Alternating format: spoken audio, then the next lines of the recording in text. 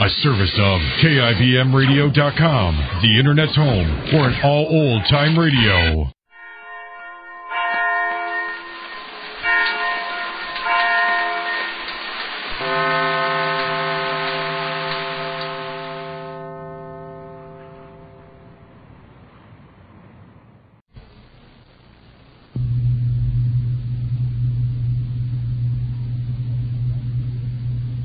You'd be fortunate. Has he forgotten the indignities he suffered at the hands of Max and Mary? Indignities that were justly given? Knowing Carter as we do, we hardly think so.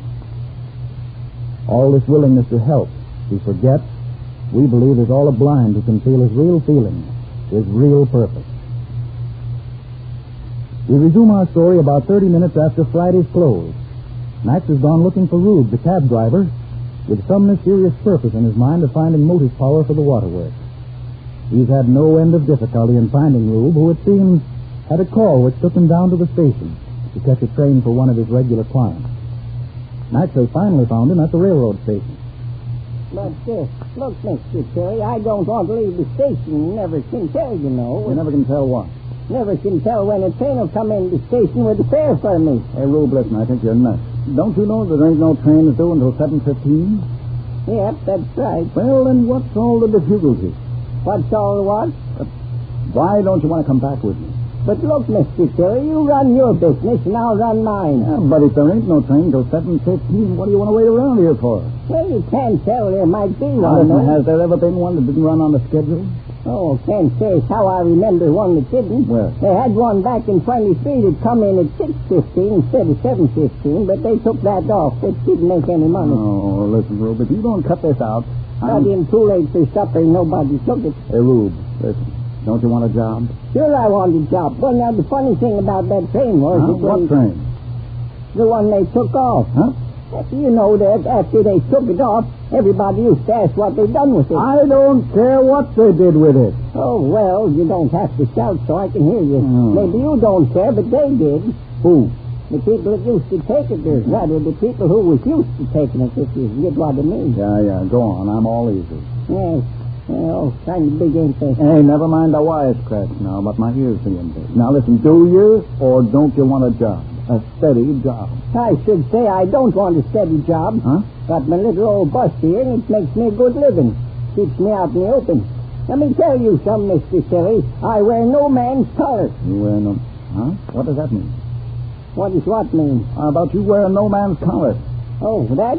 Yes, I don't know. I just made it up. Well, listen, make up your mind, will you? This is a good job. Now, do you want it? Listen, my little old taxi and me work together. We ain't been separated from each other one day. Rain or shine in the last 12 years. Where I go, he goes. Well, that's the proposition. I want to use you in your taxi. Oh, well, now you're talking. Yeah. What salary are you willing to pay us? Well, what do you average a day? Well, I remember back in 28, a drummer from Detroit said that he'd give me $5 if I got him to the train in time. Well, that was only one time. Now, what's your average for the week, say? I didn't. You didn't what? I didn't get it. What, the $5? Yes, he wouldn't give it to me. Why, the lug. Say, you know, Rube, the world's full of them kind of people. Welchers. That's what they are, welchers. No, I was sure sorry about it. I told him that I'd take it up with the law. Yeah. Can't go around breaking verbal contracts like that. Now, kill him, Mr. Kelly. Hey, listen, Rube. Verbal contracts ain't worth the paper that they're written on. Yes, that's what the lawyer told me when I asked him about it. I guess he told you that you didn't have a leg to stand on, didn't he? Yes, Mr. Terry, that's practically what he said. Mm-hmm. He says, Rube, you ain't got a leg to stand on, 'cause you didn't fulfill your side of the bargain, he says. Mm-hmm. Well, what do you mean by that? Well, he meant that I didn't do my end. What? Well, I didn't get him there on time to catch his train. By the time Babe and me got there, the train was gone 10 minutes. Huh? And there wasn't another train till 5:05 the next morning. No wonder you wouldn't fail. Well, that didn't give him no excuse to be making rash promises like that. I told him I'd sue him anyway. Rube, you amaze me. And then on top of that, he lied to me. Well, after all, you didn't get his train for him. Oh, yes, but that ain't no reason for him to lie to me. Huh? I says to him that I'll sue him for the money. And he says to me, go ahead and sue. I'm a minor. Oh, a kid, huh? lying to me like that. He's been coming here to Sandwich for years. I knew him.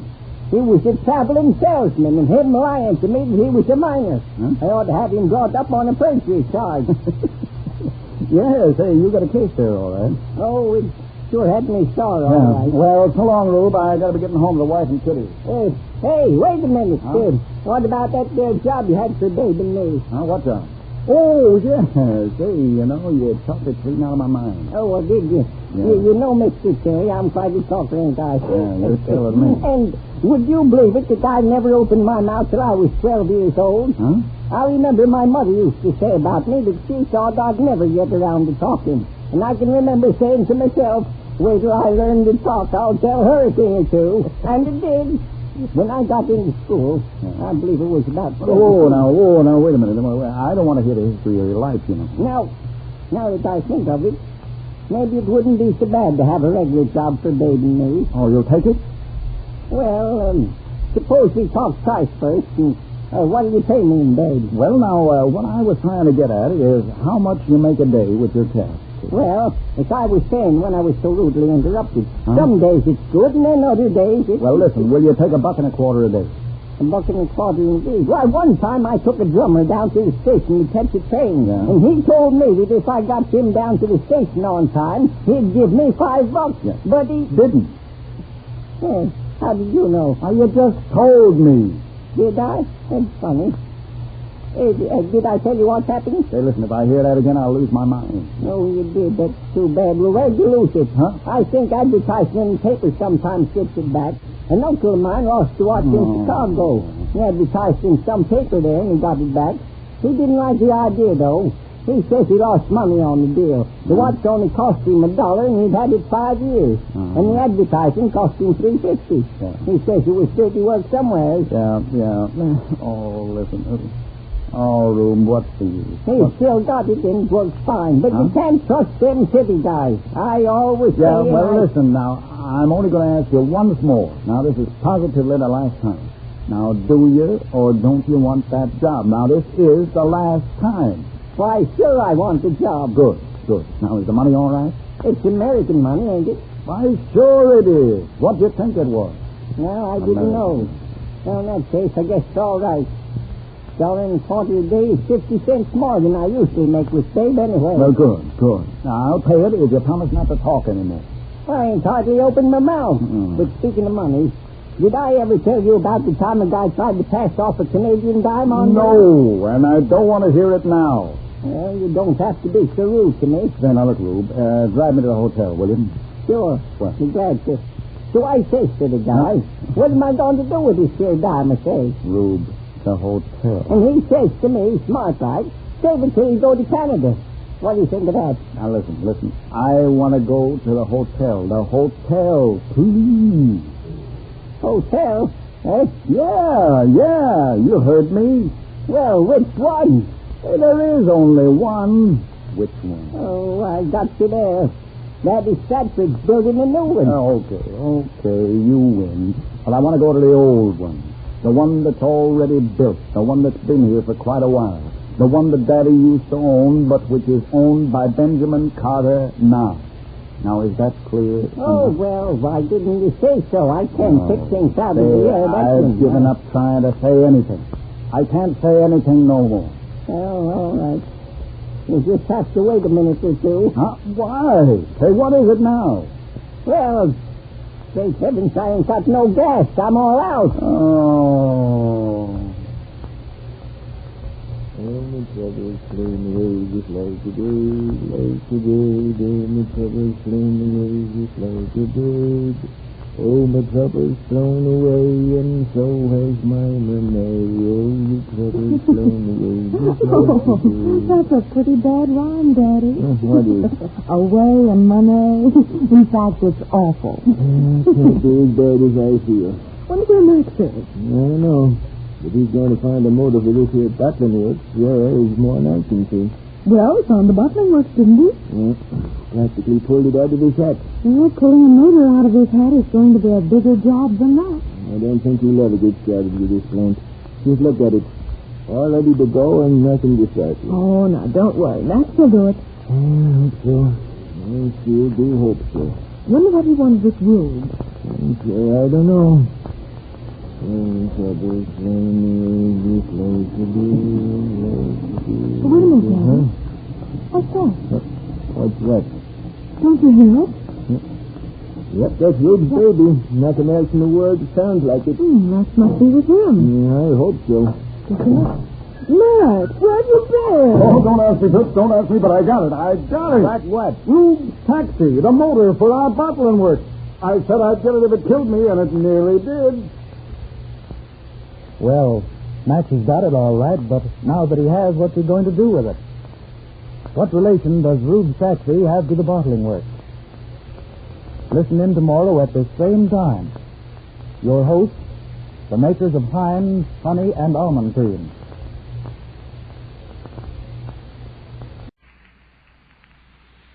Adventures in time and space, told in future tense. Dimension X.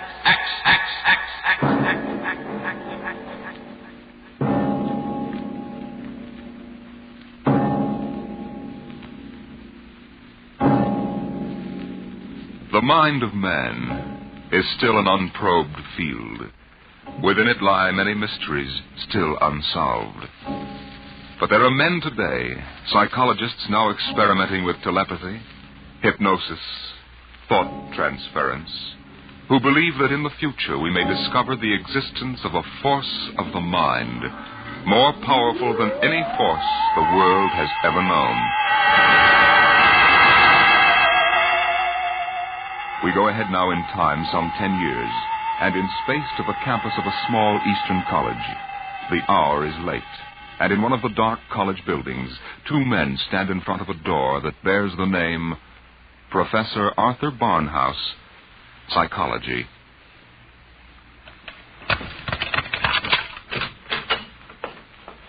Well, here you are, Clinton. Thank you, Major. Here are the keys to the professor's desk and files. I guess you inherit everything now. You might as well dictate a full report while everything's still fresh in your mind. I'll wait and see you home. Oh, no, that isn't necessary. I'll be all right. You sure? After what's happened tonight, we wouldn't want you to have an accident, too. Major, after what happened tonight, I have a hunch the whole world is ripe for an accident. I'm afraid you're right, Clinton. Well, good night. Good night.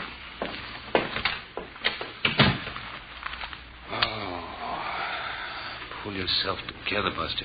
Easy does it. August 21st, 1960. Restricted report from George Clinton to the Secretary of Defense, Secretary of State, the FBI, National Security Board, etc., etc., etc. Subject, the so-called Barnhouse effect, and Professor Arthur Barnhouse, who discovered it. I first met the professor 2 years ago in the fall of 1958. He was a professor of psychology here at Wilton College, and I was here on an instructor's fellowship in the psych department. They assigned me to be Barnhouse's assistant, and he needed one. He hardly ever remembered to go to a class, and he didn't seem to do anything else either. For 3 months, I watched him sitting at the desk here in his study. He'd either stare at nothing for hours or fall asleep, nodding over his mess of papers. I couldn't understand it, and it was none of my business. But one day, I thought I'd better give him a shift. What? What? I said it's 2:15, Professor. Don't you want to go to your 2 o'clock class? Don't you want to mind your own business? I beg your pardon. Sorry, Clinton. Forgive me. I don't know what gets into me. Forget the class. The kids would rather be outdoors anyway. Okay, Professor. In that case, I'm sorry I woke you up. It's all right. I just can't seem to get my sleeping done at night. Clinton, what do you know about the international situation? Well, I'm no political scientist, if that's what you mean. I read the papers when I have time. Well, that's the way I've always been. Lately, I've had to look into it. I stay up nights looking into it. Professor, I don't want you to take this personally or anything, but... Well, sir, I wonder if you'd mind if I asked to be transferred. You mean you'd rather work with somebody else in the department? Oh, no, sir, it's not that. I think maybe there's a chance for a psychologist to work on that government project. Government project? Oh, yes, that army thing. Yes, sir.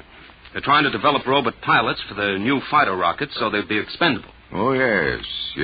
Something else designed to replace men. Yes, sir. And you know, it's a funny thing. The robots work just like human brains. They get overworked or overloaded or something, and they have nervous breakdowns. Now, if I could only find out what drives those electronic brains crazy, why, I'd feel that I was...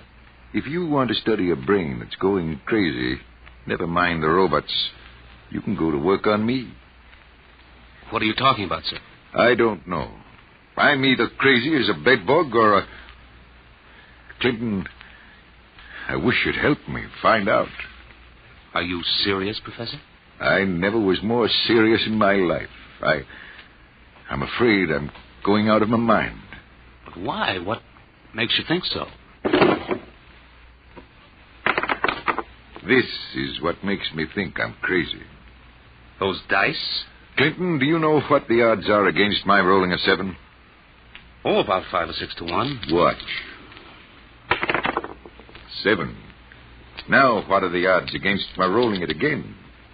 Twice in a row? Plenty. About 100 to 1, I'd say. Watch. Professor, you're hotter than a $2 pistol. It's funny. That's what they said 8 years ago when I first discovered this. Discovered what? This force of the mind. I call it dynamo-psychism. You mean you shove those dice around just by thinking about it? People have always thought there could be a force of the mind. You know that. Fortunately or unfortunately, I've learned to control it. Yeah? How did you happen to find out about this, Professor? Well, it was about 10 years ago, back in 1948. I made the mistake of going to a psychologist's convention, and in order not to appear unsocial, I happened to find myself, for the first and only time in my life, in a dice game. What happened? I didn't have the faintest idea what was expected of me, and someone told me to roll 7s. So I did.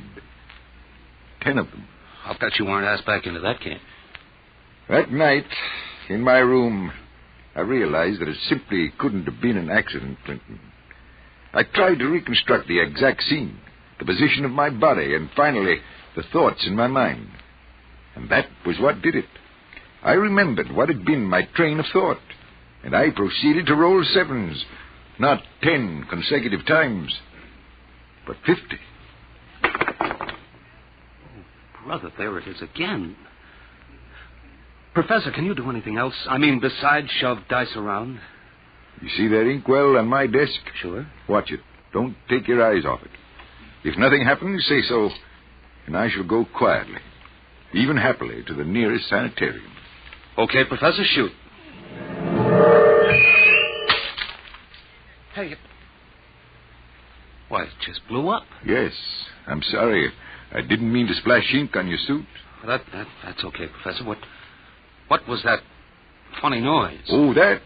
The dynamo psychic waves are a little like ultra-high frequency waves. Sometimes, when I turn on the power, they create a kind of static. Listen, Professor, how much power have you got?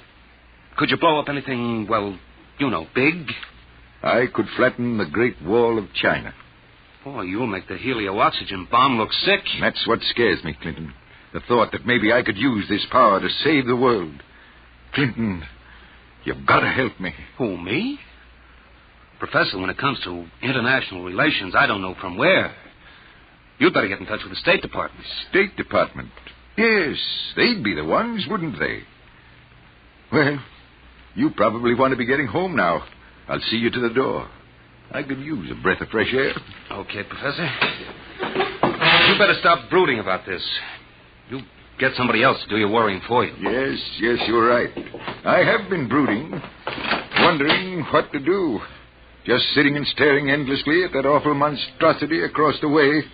You mean the old bell tower? Yes, I've gotten so I can't stand the sight of it anymore.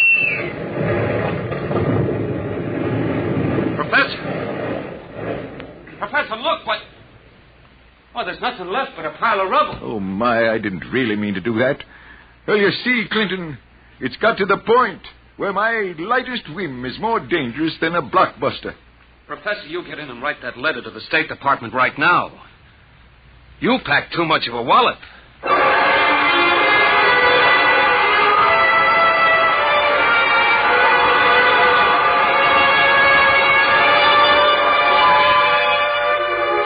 Professor Barnhouse mailed his letter, and things happened fast.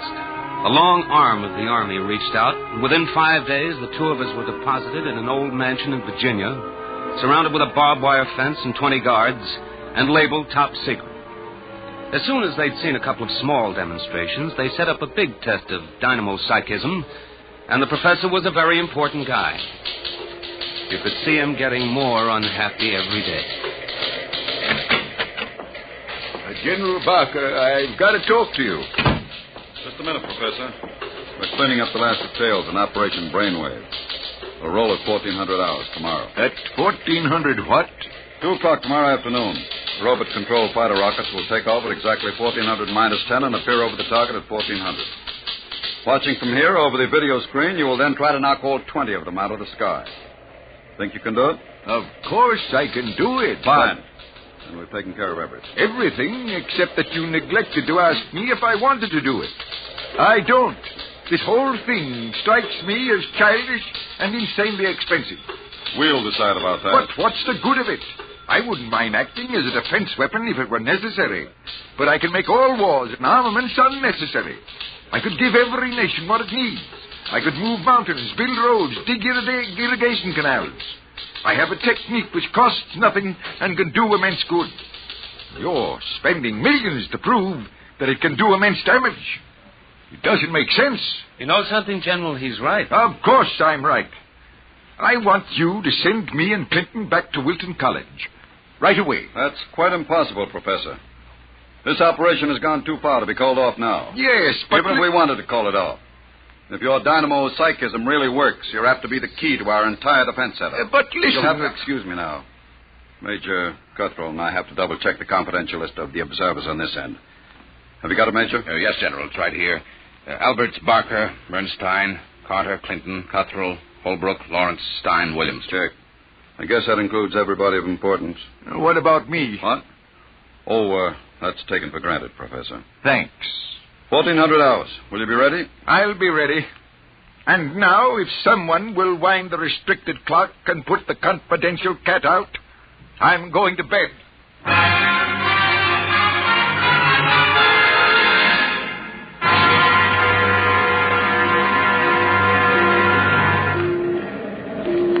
YDR to brainwave control. Observation plane to brainwave control. Come in, please. That's McKinley in the observation plane. Cut me in. Hello, McKinley. Reading you clear on the speaker. Everything all right? All okay, General. Takeoff uneventful. Fighter rockets now flying on course in perfect formation. Altitude 5,000 feet. Airspeed 865. Visibility unlimited. Are you tracking us? We've got you on radar. Haven't picked you up on the video screen yet. What's your estimated time of arrival over at the target? ETA, 2 minutes. Check. Remember, McKinley, the observation plane is not to enter the target range. Veer off and circle at the 10-mile limit. Bring the rockets overhead by remote control. Check. Observation signing off. 1 minute, 45 seconds to go, Professor Barnhouse. Are you in good shape? I'm all right, General. Good. You can all take our places in front of the video screen now. You sit here, Professor, in the center. Major Cuthrell, will you turn on the video screen? Right, General. Nothing yet. Just empty sky. Hold it. I hear him coming in. There are 20 of them, Professor. You think you can knock them down at this altitude? Distance has nothing to do with it. I don't want anything to go wrong. You're sure you feel all right? General, I know I can do it. If that's all that's worrying you, let's call the whole thing off and save $20 million. There they are. They're coming in. Get ready, Professor. 10 seconds. 9, 8, 7, 6, 5, 4, 3, 2, 1. Now, wide open, Professor. Well, go ahead, Barnhouse. Knock them down. I did. Nonsense. All you've done is blank out the video screen. What went wrong? Did you give it everything you had? I was wide open, General. Then it didn't work. They're still flying. What's that? It just took a few seconds to work. That's all. Holy smoke, they're dropping like flies. McKinley to brainwave control. What's happened to these rockets? They're going down like flames. By heaven, it works. It really works. Cutwell, get Washington on the line. Barnhouse, I want you to... Hey, where's Barnhouse? Clinton, where's the professor? Got me, General. We were all staring at the video. He must have walked out. Get moving, everybody. Let the guards search the house. Yes, sir. If anything happens to that man... General Parker. What is it, Corporal? Corporal Gray guard at the main gate. Sir Professor Barnhouse is gone. Gone? Where? He came tearing out of the gate at 40 miles an hour. Here's a note, sir. Threw it out of the cars and went by. I picked it up. Let me see it, quick. What got into that man? What did they say, General? Gentlemen, as the first superweapon with a conscience, I'm removing myself from your national defense stockpile. Setting a new precedent in the behavior of ordnance, I have humane reasons for going off. Signed, Arthur Barnhouse.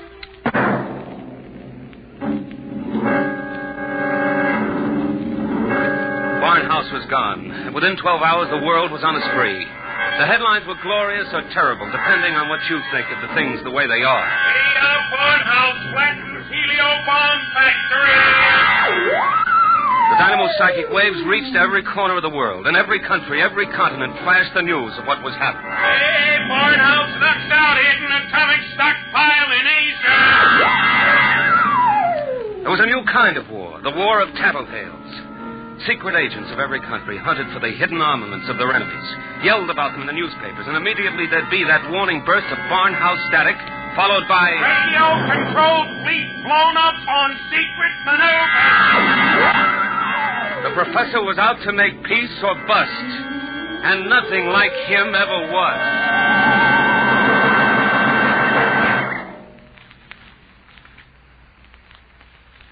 Look, Major Cutwell, I told the FBI and the Army everything I know weeks ago. I've answered questions till I'm blue in the face. I didn't come here to ask questions, Clinton. I came to ask for your help. My help? That's right. To find Barnhouse. What if I don't want to? If you're his friend, I think you'd better. Why pick on me? You've got the FBI, the police, and Army intelligence. Why can't you find him yourself? We're trying. But you know the man well. You could spot him where we wouldn't. And you're the only one who can. Maybe. But why should I? Wherever he is, I think he's doing fine. He's making war impossible, and I like it. So do I. Yes? He's putting you out of a job. That's all right with me. I'll retire to a truck farm with pleasure. Well, then? Look, Clinton, we aren't the only ones in this race. Every country in the world has its best agents out hunting for Barnhouse. Nobody can beat that kind of a manhunt. He seems to be doing all right so far. Sure, but how long do you think he can keep it up? A week? A month? Sooner or later, he'll be spotted. And if the wrong people find him, Clinton, we're done for. You know what kind of weapon this is. Whoever controls the Barnhouse effect can control the world. Well, all right. Suppose they do find him. He'd never give the secret away. Never give it away? Are you out of your mind? You think these fellows are playing for marbles? Well, no, but... Read the papers, Clinton. Don't you know what's going on in the rest of the world? Yes. They'll get the secret out of Barnhouse, all right. What happens to him in the process won't be very pretty. Well, he must realize that then. He'll never let himself be taken alive. He may not have the choice. And if he doesn't, God help us all. All right. All right, I'm in. Good. Now, do you know anything that you haven't told us? Anything that might give us a lead? Only this. It was addressed to me. I found it here on his desk the morning after he escaped. You mean he came back here? Yes. I guess he needed to pick up some personal effects. Anyway, the files were open, and he left this note on the scrap of paper. Anything to do with the Barnhouse effect? Read it yourself. It's Greek to me. Just these few lines scrawled on a piece of paper, and the last one breaks off right in the middle of the sentence. This stuff doesn't make any sense at all. You know, from the looks of this, I'm beginning to wonder if the professor isn't going off his rocker. I thought of that, too. All the more reason why we've got to get to him quick. He may be helpless, and the whole world's on his track. Come on, Clinton. We haven't much time.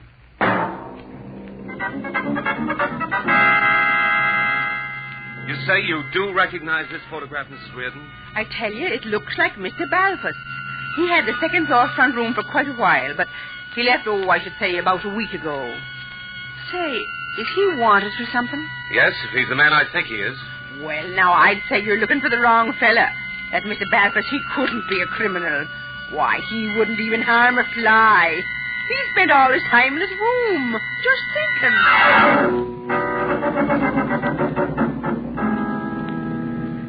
Oh, brother, it's hot. What a way to spend an August afternoon, huh, Major? Give my eye teeth to be at Jones Beach. So would I, Corporal. We've got work to do here. Look, sir, we've been cruising around these radio detection cars for a week. Not a sign of Barnhouse static. The professor must have run out of things to work on. Well, we'll give him a little more time. Switch to shortwave. See if there's anything special coming through. Yes. Try the 9-meter wave. Radio Manana, call. Let's hear that. Our American enemies who have hidden behind the unjust and diabolical persecution by Professor Arthur Barnhouse will tyrannize us no more. I wonder if the professor's on Today, this. our glorious leader takes up his residence in a shelter, shielded with lead against all dynamo-psychic rays. With this protection designed by our brilliant scientists to be absolutely impregnable against the Barnhouse effect, he will once again lead us on the path of our glorious death. Quick, triangulate it and get me a fix. I've got it. Let me check this chart. Quick, man. 3.9, 1.7. Oh, my aching back. What is it? We haven't got a prayer of finding a major. He'd have to be picked out of 2 million people. Where is Barnhouse? Right where I was wishing I was. Right smack in the middle of Jones Beach.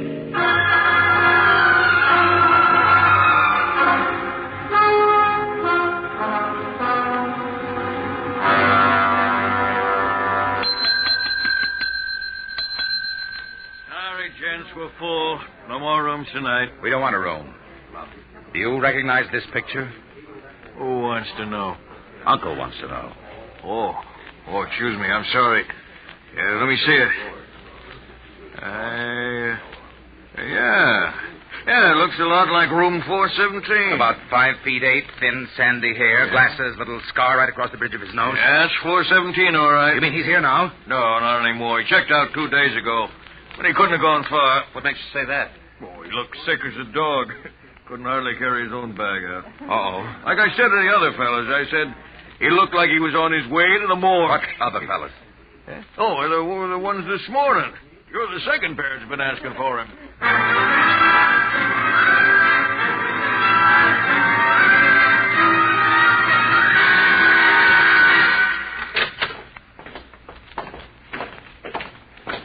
Here we are, Ward 15. This way, gentlemen. You're sure he's here, nurse? Oh, yes. Thank heaven we're in time. Well, I wasn't on duty when he came in, but one of the other girls told me he collapsed in the street. The ambulance brought him in. Poor guy. He must have really had it rough. Oh, here you are. Bed number 78. This is your man. Wait a minute. This isn't Barnhouse. But I was perfectly sure. Oh, wait, let me check his chart. Dismissed 8 p.m. Only an hour ago. Oh, dear, now I remember. Remember what? If he was sick, why did you let him go? Well, 2 of his friends came and took him away. They didn't want him in the charity ward. They said they'd make sure that he was taken care of.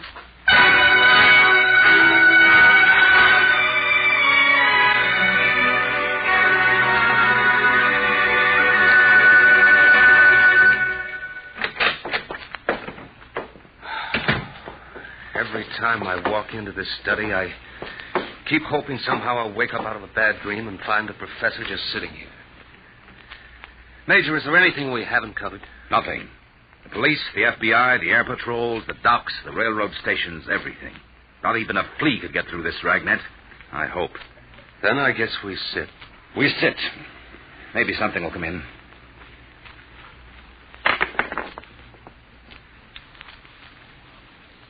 You have to roll those dice. I'm sorry. I wasn't thinking.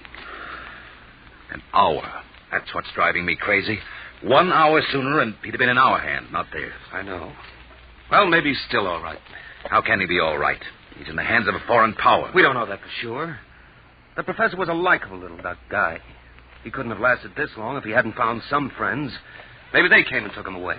Well, grab that. Hello? Yes? Clinton, is that you? Professor Barnhouse. Clinton, they've got me. Who's got you? Where are you, Professor? I don't know. They said something about taking me to an airport. An airport? Which one? Listen, Clinton, I've got to tell you. The inkwell. What are you talking about? Remember the inkwell? Professor Barnhouse. Operator. Operator. Your call, please. Operator, that caller just came in here. Can you trace it? I'm sorry, sir, but I'm afraid it's too late. Your party has been disconnected.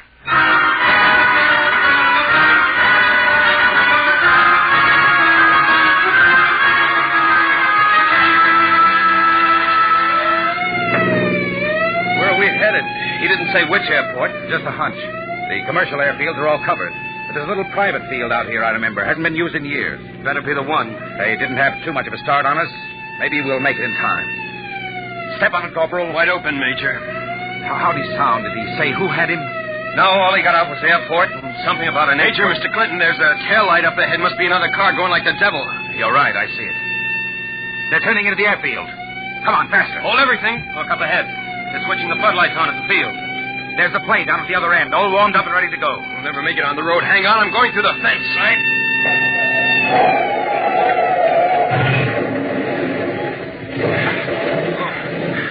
Well, what's the matter? Get going. Sorry, sir. Must have cracked the axle. They're taking off. Get out the submachine gun. You can't. Barnhouse is in that plane. You'll kill him. We've got to take that chance. That plane's headed straight for us. Hit the dirt. Get that gun working, Corporal. Aim for the propeller.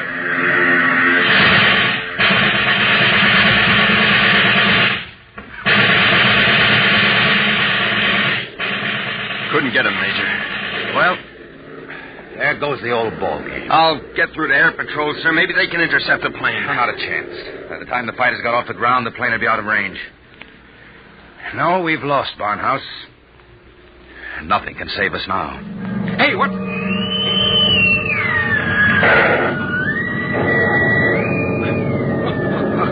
What hit me? Clinton, are you all right? Yeah, sure. The plane. It's gone. I know. Barnhouse blew it right out of the sky. He wouldn't let himself be taken alive. Boy, he really did it the hard way. Poor guy. He shouldn't have had to be a hero. All he ever wanted was peace. Peace? What's that? Now the arms race will start all over again. And with Barnhouse gone, what's left to stop it?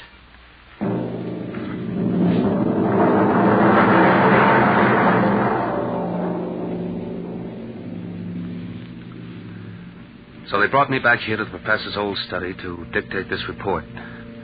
I'm sitting here at his desk, and it's just the way he left it. Papers all over, even his old pair of dice. Arthur Barnhouse is dead. That's going to be good news for some people when they find out. The saber rattlers of the world will be busy as of tomorrow morning, getting ready to whoop up another war. I'm afraid they're in for a little surprise.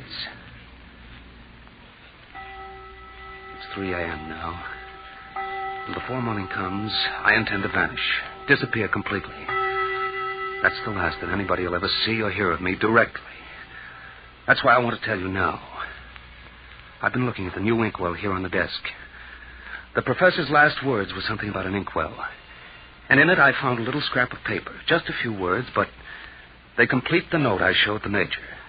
The note that didn't make any sense. The whole thing makes sense now. Professor Barnhouse may be dead. But you haven't heard the last of the Barnhouse effect. Not yet. I've been experimenting while I've been talking to you. And now the time has come for me to say goodbye. You see, I've just rolled my 50th consecutive 7.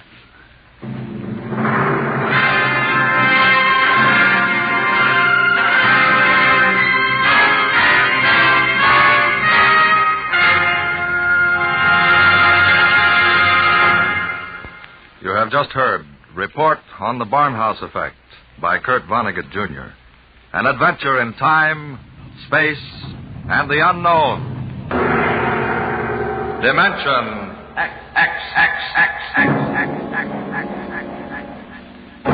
Next week, the strange story of the interspace rocket Star Cloud, which vanished mysteriously behind the Great Galactic Barrier in the year 1986. What happened to it and to its crew? We'll tell you next week.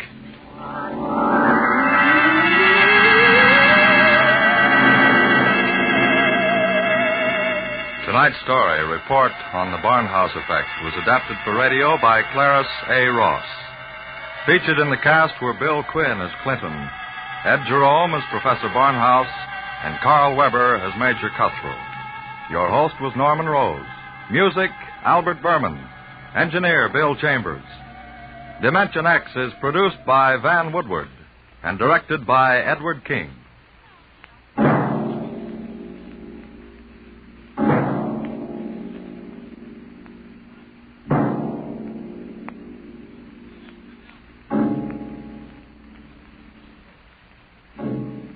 Tomorrow, hear Sam Spade. Now, it's Truth or Consequences on NBC.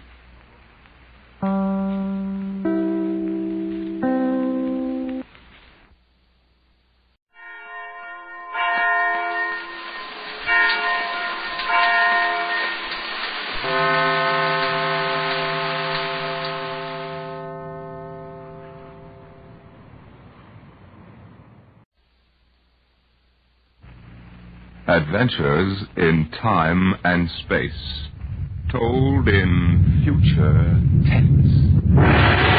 Dimension X.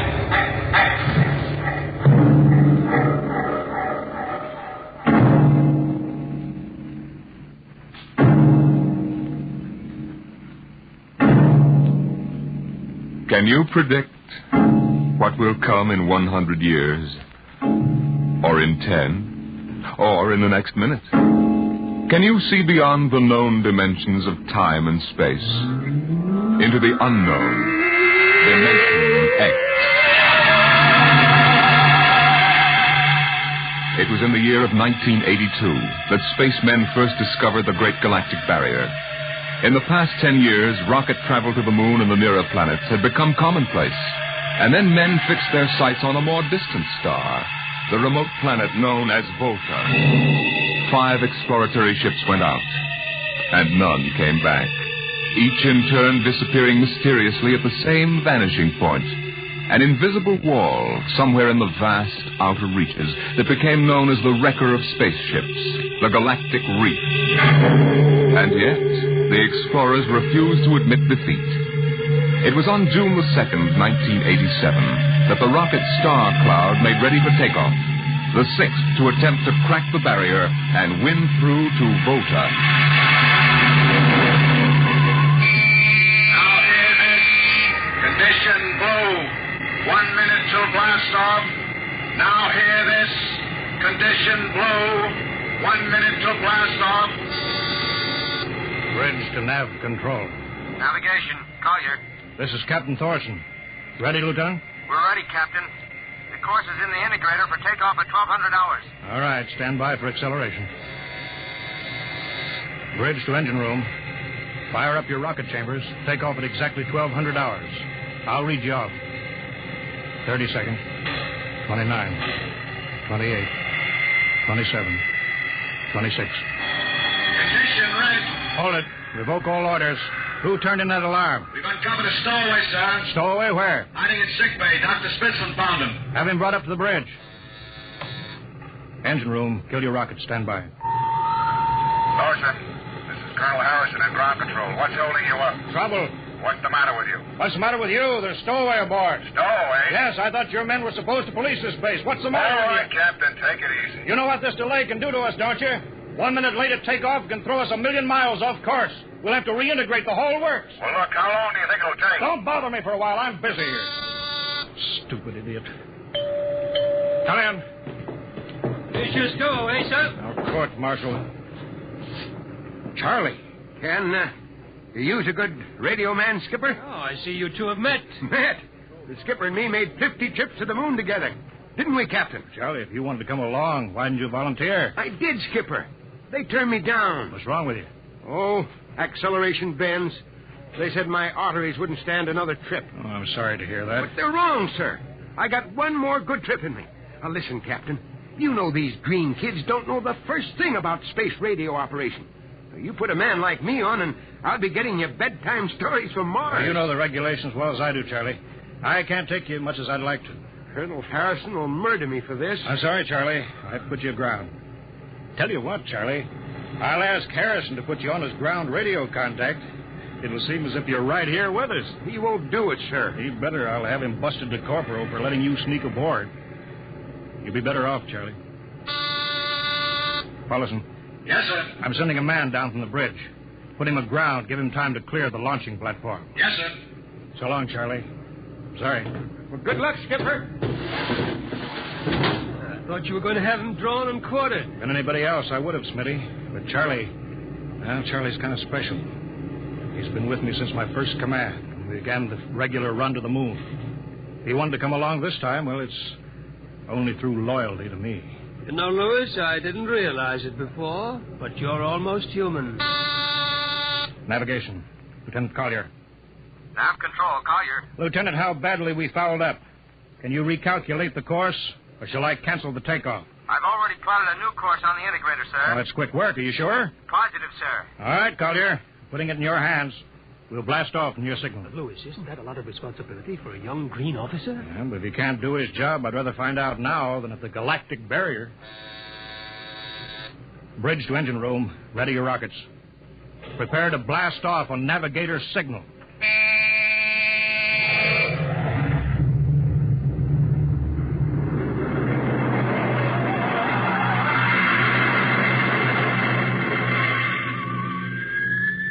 How are we doing, Collier? Coming on the bearing, sir. 4, 3, 2, 0. We've intersected the course vector. That's good work, Collier. Course corrected, sir. Ready to go into atomic overdrive anytime you say. All right, stand by.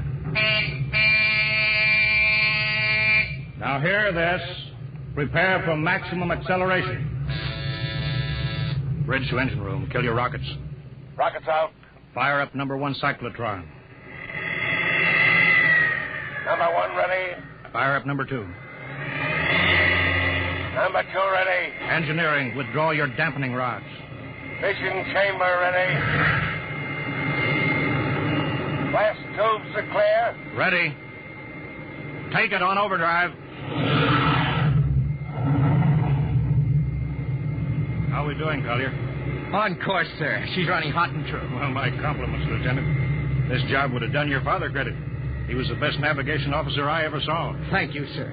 Start your gyros, put her on robot control. All right, ship is yours, Mr. Collier. If you need me, I'll be in Dr. Smithson's office. Yes, sir.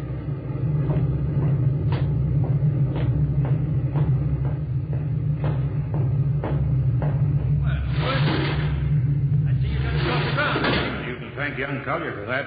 Chip off the old block. Oh, you knew his father, huh? Matter of fact, I knew him very well.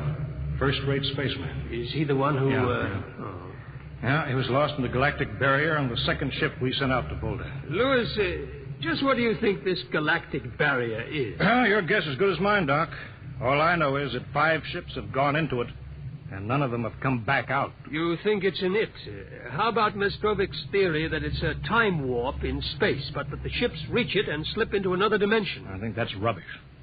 My theory is that the galactic barrier is nothing more than a radioactive layer of some kind. What makes you say that? Well, we know that radar signals bounce off it like they were hitting an invisible glass wall.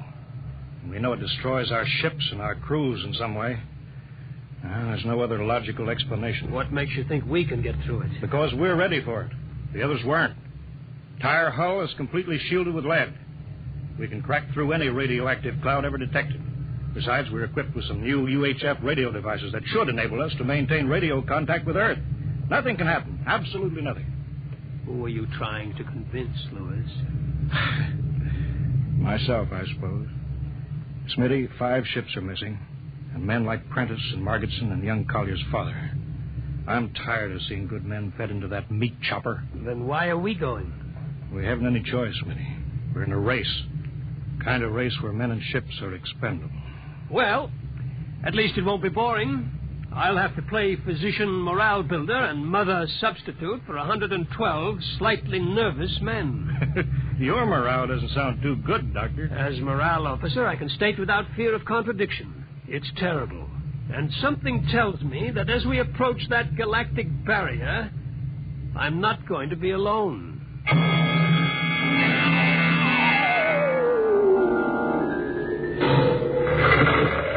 Hello, Earth. Hello, Earth. Captain Thorson of the Star Cloud calling Earth. Star Cloud to Earthbound. Can you read me? Hello, Star Cloud. Hi, Captain. Charlie! Well, I see they haven't court-martialed you yet. No, sir. Thanks to you. Well, Charlie, it's good to hear you. You can read us the funny papers on Sunday morning. Right. How's the signal? Strong. Clear as a bell. All right, here's our log report for Colonel Harrison. Ready? Shoot. June 2nd, 1987. 4 weeks out from Earth, running true, no radiation, operation normal, still making our approach to the galactic barrier. That's all, Charlie. See you later. Good luck, Captain. I sure wish I was with you.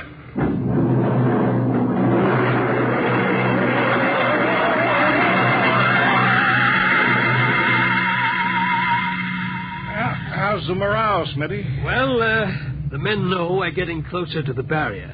They're beginning to show a little tension, Lewis. How's their physical condition? Any sickness? About half the crew has come down with space blues. Badly? Oh, same as usual. Lips and hands with a bluish cast.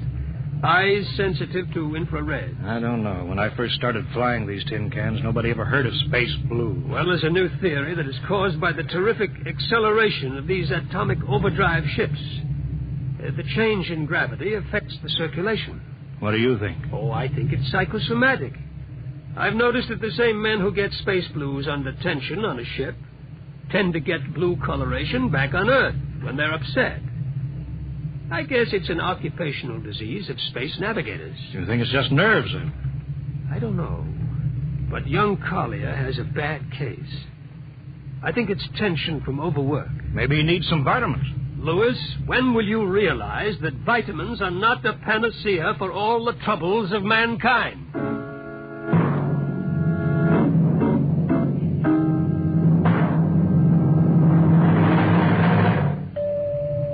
Come in. Oh, Lieutenant Collins. Sir, I understand you've relieved me from duty. Dr. Smithson says that you aren't looking very well. I'm giving you a rest. I feel perfectly able to continue, sir. Your lips are as blue as Minnetonka. I'd like to remain at my post, Captain. Don't be foolhardy, Lieutenant. I'm not being foolhardy, sir. I have a special personal reason for wanting this expedition to reach Volta. Your father? Yes, sir. You think he might still be alive? I have to find out what happened, sir. I think I understand. Very well, Collier. Report back to duty.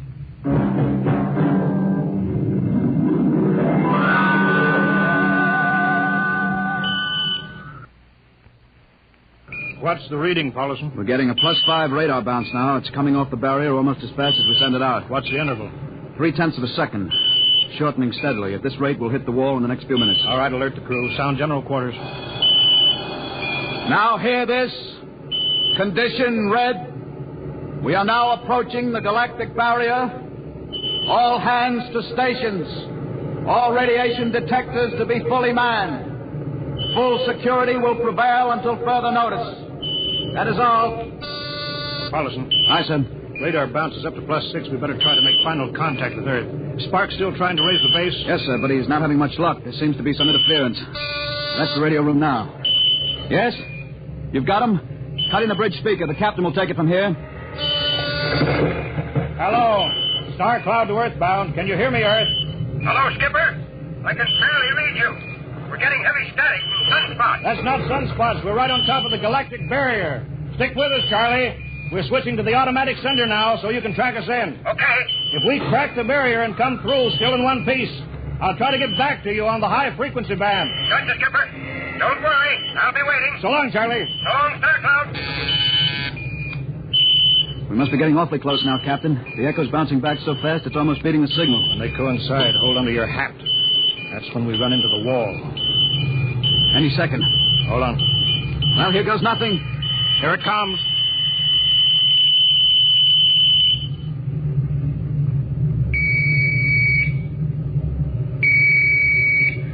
Captain?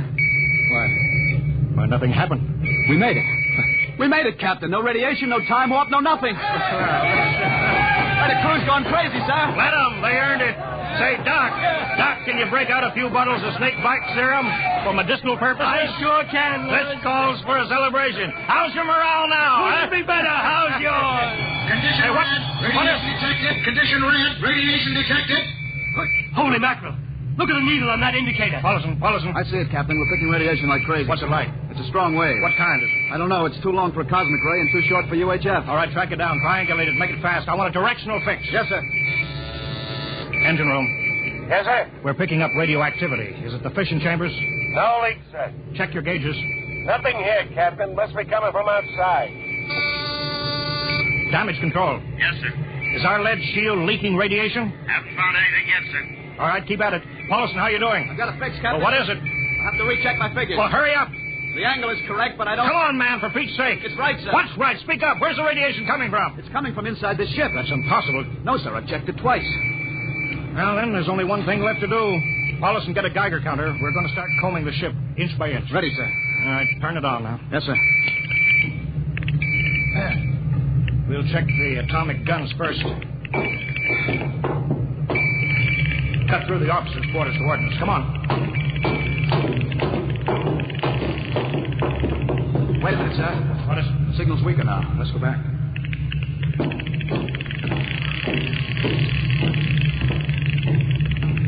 Hold it. Seems strongest right about here. It doesn't make sense. Whose cabin is it? Lieutenant Collier's. Collier? It's probably down in nav control, sir. Try the door. That's not locked, sir. It's in here, all right. Listen to that counter. Strongest over here. Open that wall cabinet. It's locked. Smash it. All right, shut off the Geiger counter.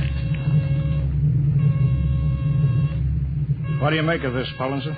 It looks like some sort of portable transmitter, sir. Must be foreign manufacture. I don't recognize the calibration symbols at all. Never seen anything like it. Which raises a small question. What is Lieutenant Collier doing with a transmitter in his cabin? I don't know, sir. Well, I intend to find out, Paulson. Get down to nav control. Bring Collier up to the bridge. On the double. Well, hadn't we better find some way to shut this thing off first? I know a way.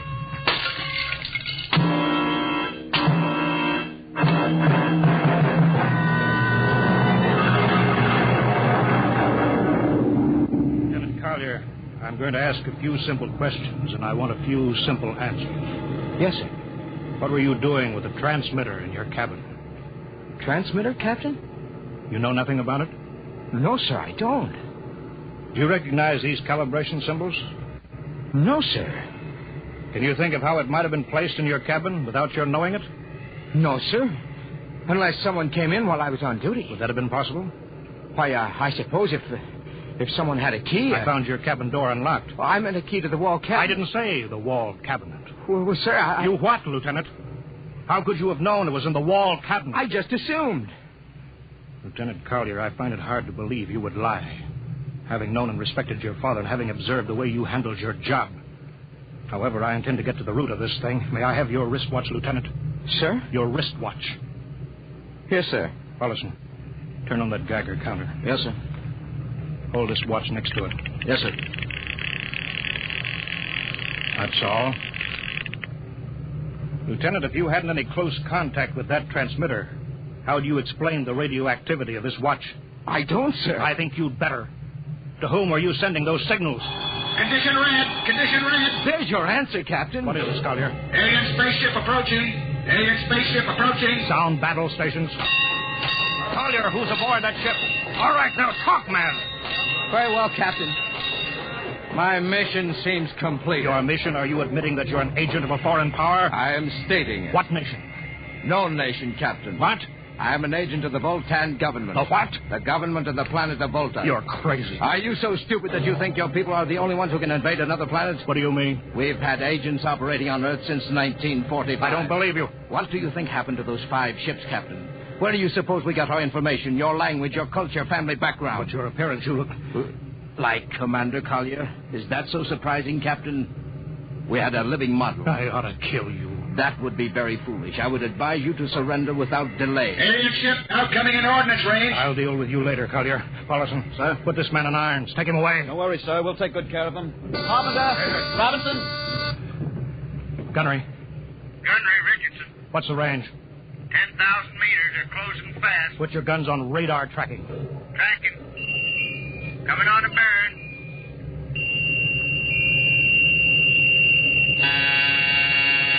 Fire. Fire.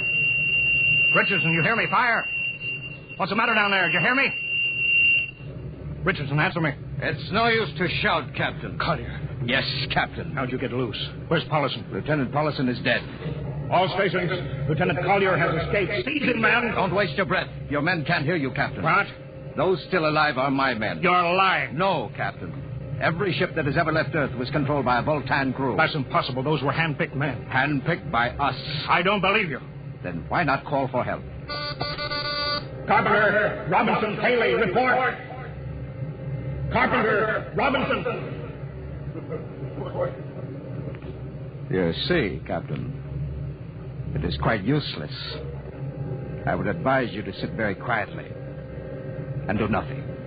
It isn't possible. They can't all be dead.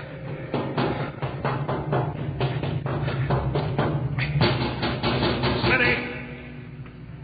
Dr. Smithson! Smitty, what have they done to you? Lewis, Oh, those dirty... Don't talk, Smitty. Closer. Not much time. Lewis, Space Blues. Space Blues? What is it, Smitty? What are you trying to tell me? All men with Space Blues. Voltan. Here, let me help you, Smitty. No, Lewis. Get message back to Earth. Voltan.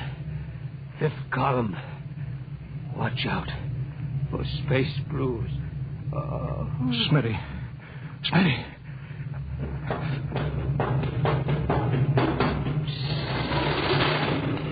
Hello. Star Cloud calling Earthbound. Please, God, let me get through before it's too late. Hello, Star Cloud to Earthbound. Come in, please.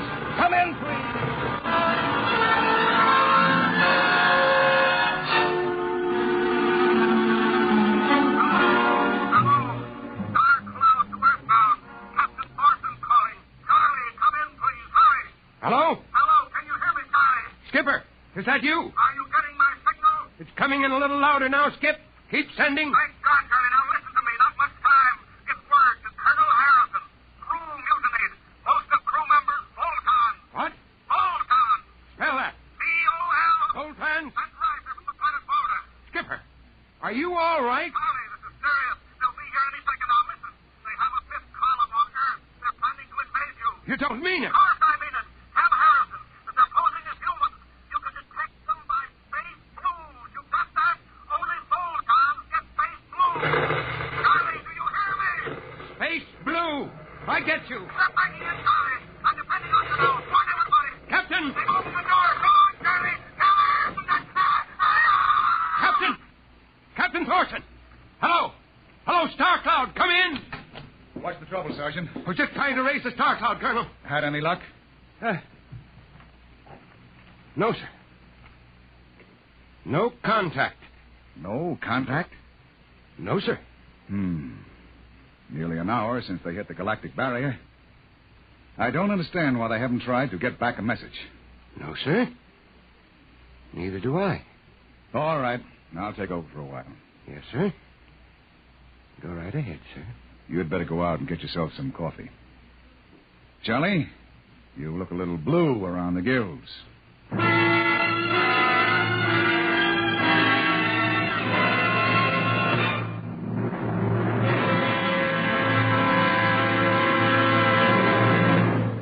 You have just heard No Contact, an adventure in time, space, and the unknown. Dimension X.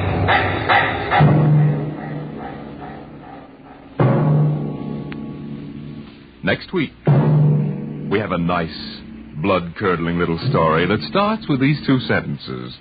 The last man alive on Earth sat alone in a room. And then there was a knock on the door, which raises the question, what knocked on the door? Left to its own devices, the human mind supplies a vaguely horrible answer. But it wasn't so horrible. Really.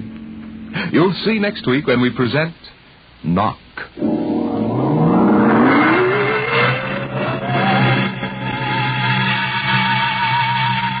Tonight, Dimension X has presented No Contact, an original story written by George Lefferts, in the storyline by Lefferts and Ernest Kenoy. Featured in the cast were Wendell Holmes as Captain Thorson, Lawson Zervey as Lieutenant Collier, and John McGovern as Dr. Smithson. Your host was Norman Rose. Music by Albert Berman. Engineer Bill Chambers. Dimension X is produced by Van Woodward and directed by Edward King.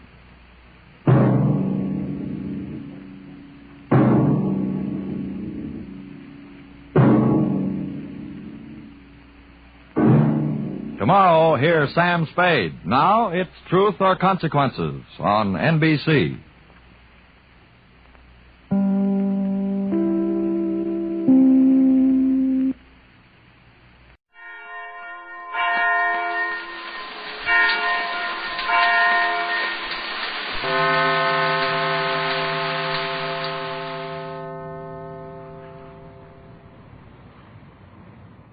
The corner of Hollywood Boulevard and Vine Street may seem like a strange place to meet one of the scientists from the magic island of Euclidia. But an even stranger place to meet a Euclidean is in your own home. That's apparently the situation which confronts Mrs. Gregory, her daughter Joan, and Jerry Hall. When Jerry and Joan started out to see a matinee at one of the moving picture houses, they met the Euclidean electrical wizard Thales, disguised as a beggar. Now they are locked in the radio room at Mrs. Gregory's home. And Mrs. Gregory has been talking over the phone with Captain Bradford at the harbor, where he went with Johnston to investigate the Euclidean submarine. A faint odor fills the room. The house is on fire, but Mrs. Gregory refuses to let Jerry or Joan leave the room. Oh, I don't doubt what you say, Mrs. Gregory. If this room is fireproof, it's fireproof. But I don't understand why it's smart to stay locked up in here and let the rest of your home burn.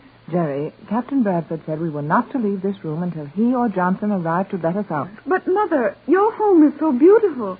And though I have little understanding of the value of money in your world, it must be a very valuable home also. It is valuable, Joan, and some of my art treasures are almost priceless. But there is no price as high as that of human life. Well, gee, Mrs. Gregory, are you sure it's that serious? I believe it might be just as serious if we attempted to open the door and leave this room. This is indeed a serious room. Bradford to Gregory room. It's Tex, calling from his car. Quiet while I answer him.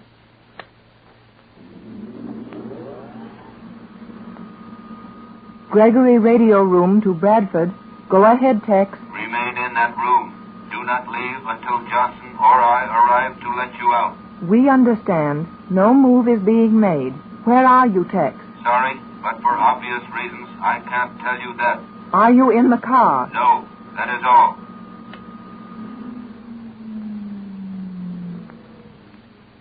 Well, Tex is on his way here in the car. But he said he wasn't. Obviously, to deceive someone, Jerry. It would not be very clever of the captain to admit that he might be caught on the streets with his car. Yeah, that's right. The only thing we have to worry about is how long it will take Tex to get here and just how great our danger is. Well, I'd say it was plenty great.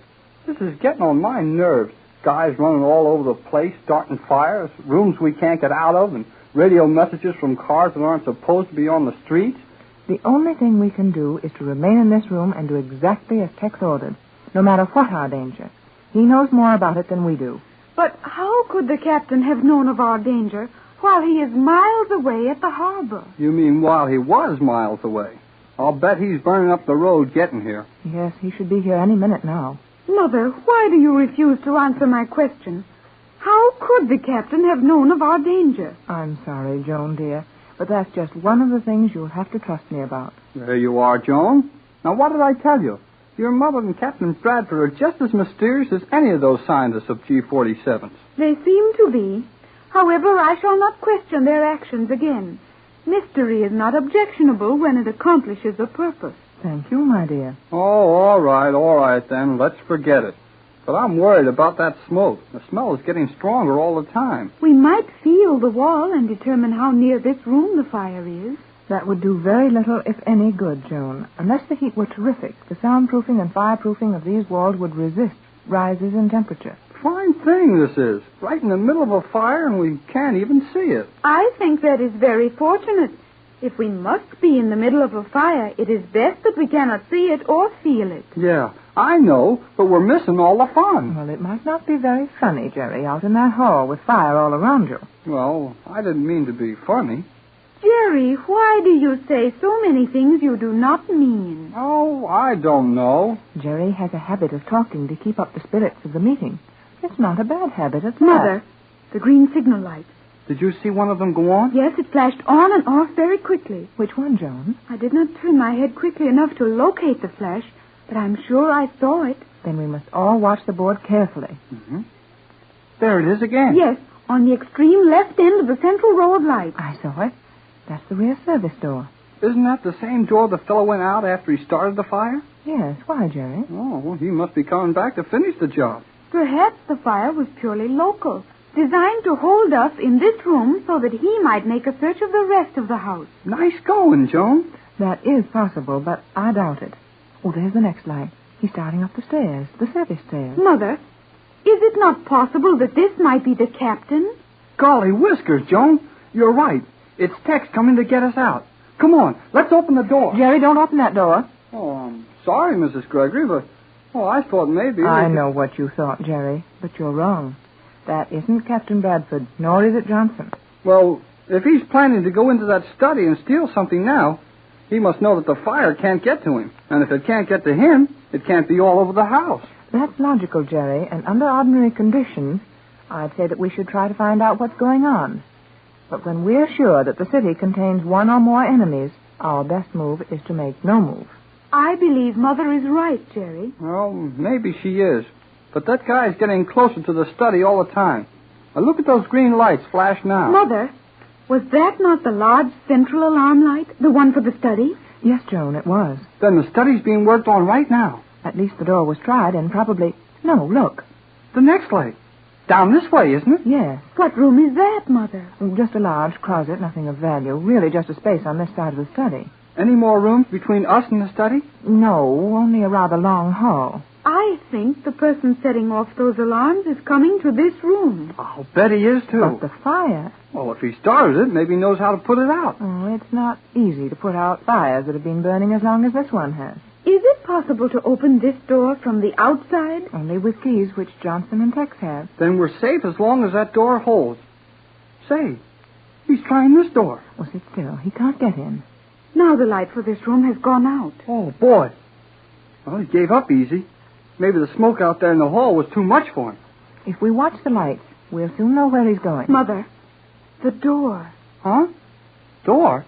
The smoke is coming in around it. Oh, he's getting the door open. Steady in there. Tex. Captain Bradford. It did sound like his voice. Come on. Everything's all right. It is, Tex. Oh, I can only see smoke. I'm inside the smoke. Come out in the hall and we'll get a window open here. What happened, Tex? Where's the fire? Right in that smoke pot on the floor. Here, give me a hand to raise this window, Jerry. Aye, aye, sir. Now, we can all have a little place here. Oh, Tex, what in the world has happened? Well, several things. I'll go over them just as quickly as I can. But I think we'd better stay right here in this window. I want to watch for Johnson. There is something strange about this smoke, Captain Bradford. I was wondering which of you would notice it first. No, I don't notice it yet. It's smoke, and it's just as smoky as any smoke I ever smelled. But it does not injure your eyes, Jerry. Huh? No, it doesn't. And it doesn't hurt your throat. Why? Our Euclidean friends at work again. And that smoke is one of their little tricks. Probably designed to create fright and give the impression of a fire without causing any injury or discomfort. Well, where would that get them? Wasn't someone in here? Of course. And we traced them to the study. Right. And the plan was to work in the study without interruption, as this smoke drove you out of the house the quickest way, which meant this window. But we were in a room that was practically airtight, and the smoke did not penetrate enough to disturb us. Right again. And our friend got discouraged and left. How would anyone be so sure which room we were in? Well, for some time, you've been using the radio. And a person clever enough to have a diagram of this whole house and know the shortest route to the study would naturally know where the radio room was. Why, yes. I should have thought of that. These Euclideans work so fast they leave a lot of things around we should have thought of. And are you certain, Captain Bradford, that a Euclidean was our visitor? Positive. Thales was the man. Well, that isn't very surprising. We've known for a long time that Thales was in Los Angeles. But is he alone? I think not, Joan. Did other Euclideans come ashore from the submarine which pursued us here? Not much doubt of it. Did anyone see them? Not leaving the submarine. Both these boats are gone. Back to Euclidia, I suppose. That would be correct, Captain. Then how do you know any more of those scientists landed? I can't prove it. But here's what happened. Just after a Coast Guard flyer reported he'd seen two strange-looking submarines in the water, Subs disappeared. But they must have landed men before that. Not so fast, Pat. I think they landed after that. After the submarines disappeared? Sure. Jerry, have you forgotten how easily we landed from a submerged vessel? Oh, yeah. Sorry. Well, not long after the subs were reported, a smart newspaper reporter and a cameraman hired a water taxi and tore off out into the channel. They found 4 men, feebly swimming around the water and calling for help. Naturally, they dragged them aboard and tried to question them. But the 4 rescued men suddenly came to life and tossed the surprised newsboys and the owner of the boat overboard. Then they headed for Long Beach, and that's the last seen of them. What about the water taxi? It was found abandoned at one of the landings. Did the 3 men who were thrown in the water describe the 4 men who threw them overboard? That's the sad part of it. Those boys were picked up a few minutes later, as the water was black with boats by that time. But all they could say about the 4 men from the sub was that their faces were covered with black, as if they'd been through a fire or explosion. Gee, maybe the submarine blew up with them. Jerry, I am ashamed of you. Well, what's wrong with that? Boats have blown up. Not Euclidean boats. But in this case, it was only a quickly adopted disguise. That's exactly what it was. Well, didn't they learn anything from the voices? I should think that peculiar high-pitched monotone of the Euclideans would have caught their attention. The 4 men never spoke after those first faint cries for help. And a cry for help, even in a foreign language, sounds very much like any other cry for help. Then you think we've got 4 more of those Euclideans on shore to worry about? I'm sure of it, Jerry. Have you a plan, Captain? I've got several. We may have to try them all before we get away. Get away? Tex, you're not going to run away from this, are you? You bet I am, and I'm going to run straight to that island again. But what can we do that we didn't do before? We're working on that now. Johnson's rounding up a fleet of fast yachts and several other things, including a large amount of the chemicals necessary to compound my formula. You're determined to go back and attempt to take over Euclidia? Certainly. We haven't any choice, Pat. With at least 5 Euclideans in Los Angeles and probably more, we're just as safe on the high seas or on Euclidia as we are here. Oh, boy. We're going back to the Magic Island. Oh, no, Jerry. You're not going. But, Mother... I'm sorry, Joan, but I've explained that to you carefully. You and Jerry will remain here in school where you'll be safe. Yeah, we'll be safe with a town full of Euclideans. But, Jerry... Looks like you're going to have to give in, Pat. Tex, you don't mean I think it's best to take the youngsters along. Did you hear that, Joan? We will be going back to Euclidia. But, Tex, the danger The danger of it... would be greater for Jerry and Joan if they stayed here without us. All those Euclideans would have to do to be to kidnap either one of them. And our plans would have to go overboard while we rushed back here and tried to rescue them. Sure. The captain's right, Mrs. Gregory. And Joan and I can help you a lot, too. To be sure we can, and we will. Oh, I don't doubt that, but... Now, Pat, you might as well forget it. None of us can make any plans to lead a normal life in this world until we break up that colony of G-47s. And the sooner we get started, the better. We're going back to Euclidia. Back to the island of Euclidia, the magic island of the South Pacific Ocean. That's the plan of the Gregory party, which had so many weird adventures there before. At one time, and not so long ago, our friends had but one thought, to escape from Euclidia. Now they're planning to return to the strange island, but this time they'll be much better prepared to guard themselves against the weapons of G-47 and his scientists. In the library of Mrs. Gregory's beautiful home in Los Angeles, Captain Bradford is explaining his preparations for the trip. The clock is striking 12, midnight, and Mrs. Gregory, Jerry, and Joan seem greatly excited as the captain outlines his ideas. The thing I want you all to understand is this. There's just as much danger in this trip as there was in the last one, possibly more. That's the part that I can't understand, Tex. You admit we'll be going into certain danger, and yet you're willing to take Joan and Jerry into that danger with us. The captain has explained all that, Mother. Oh, sure he has, Mrs. Gregory. It'd be a lot more danger for Joan and I to stay here than it will be with you. That's it, exactly. You 3 seem to understand it perfectly. But somehow I can't quite admit that a trip to that strange island is as safe as anything else. Do you not understand that there are at least 5 of the Euclideans here in Los Angeles? I realize that. And you know they're going to watch Joan and me pretty close. Yes, I suppose you're right. Well, we'll do it together. Now you're talking like your old self, Pat. This is the first time I've ever known you to hesitate where an adventure was concerned. I am glad you're willing to have Jerry and me with you, Mother. Boy, so am I. When do we start, Captain Bradford? Within the next few minutes. Johnson is completing preparations at the harbor, and we will leave there when he telephones. Boy, I'd like to be down there helping him right now. There's a good reason why you're not doing that, Jerry. We've got to preserve as much secrecy about this thing as possible. So I doubt if we're making a move that the Euclideans don't know all about. You may be very sure on that point, Captain. If you have made any move visible to eyes other than your own, some one of the Euclidean agents has observed it. That's why I'm so worried about the outcome of this whole thing. Those scientists know everything we intend to do almost before we know it ourselves. Well, that's what I say. Why not come right out and tell them what we're going to do? We're losing a lot of time trying to hide things from them, and if they can find them out anyway, why not save that much time and get going? These Euclideans are clever, but they haven't learned all the tricks. When we sail out of the harbor this time, we'll have a trick or two on board that G-47 won't know a thing about. Are you quite confident that that is possible, Captain? You bet I am, Joan. But, Tex, you've had so little time to prepare anything. And they've spent their lives working miracles on that island. Oh, it's not as bad as all that, Pat. They haven't worked any miracles on Euclidia either. G-47 and his scientists are merely a clever group of men who are devoting their lives and unlimited money to the study of science. There are hundreds of men in the world who could do the same things if they had the time and the money. That is possible, Captain Bradford. And I have seen enough of your work to assure me that you could equal, if not surpass, the Euclideans in scientific work if you had given the same concentrated effort to it. But you have not. And it would seem to me that the advantage was with them now just as it was before. Well, now look here, Joan. You haven't even given the captain a chance to tell us what surprises he's got ready for those men on the island. And I'm afraid I can't tell you all about them just now. But when we're safely on the boat and out on the high seas, I'll explain the whole thing to all of you. Why, Tex, you don't think we're being spied on here, do you? Probably not. Probably. I thought Mother's home was so well guarded that it was impossible for anyone to observe anything they were not supposed to see here. I thought that once. Now I know better. Oh, gee. What makes you say that, Captain? Yes, Tex. You seem very sure that this home is no longer entirely safe. Have you forgotten what happened to you three here this afternoon? You mean that Euclidean sneaking in here and making us believe the house was on fire so he could have time to steal your valuable papers out of the study? Well, not only that. I felt that we were exaggerating our safety here. But how, Tex? How? You discovered our private phone line to the harbor was tapped, didn't you? Yes, but it was surely tapped outside the house and probably outside the ground. Right, but it was tapped. Though it's hidden underground in a maze of cables that all look alike. Well, what if they did tap the wire? They can't use that wire to listen in on us now, can they, in this library? No, they can't do that. But they have been using our line for their communications. And what I've learned about their plans proves that they know all about ours. You have proof of this, Captain? Yes, and I'll show you in a minute. Jerry. Yes, sir? Will you turn the radio on? Sure. Throw that knob on this side over to the right, Jerry. Oh, like this? Yeah, that's right. Now open the top and start that turntable. The record I want you to hear is on there now.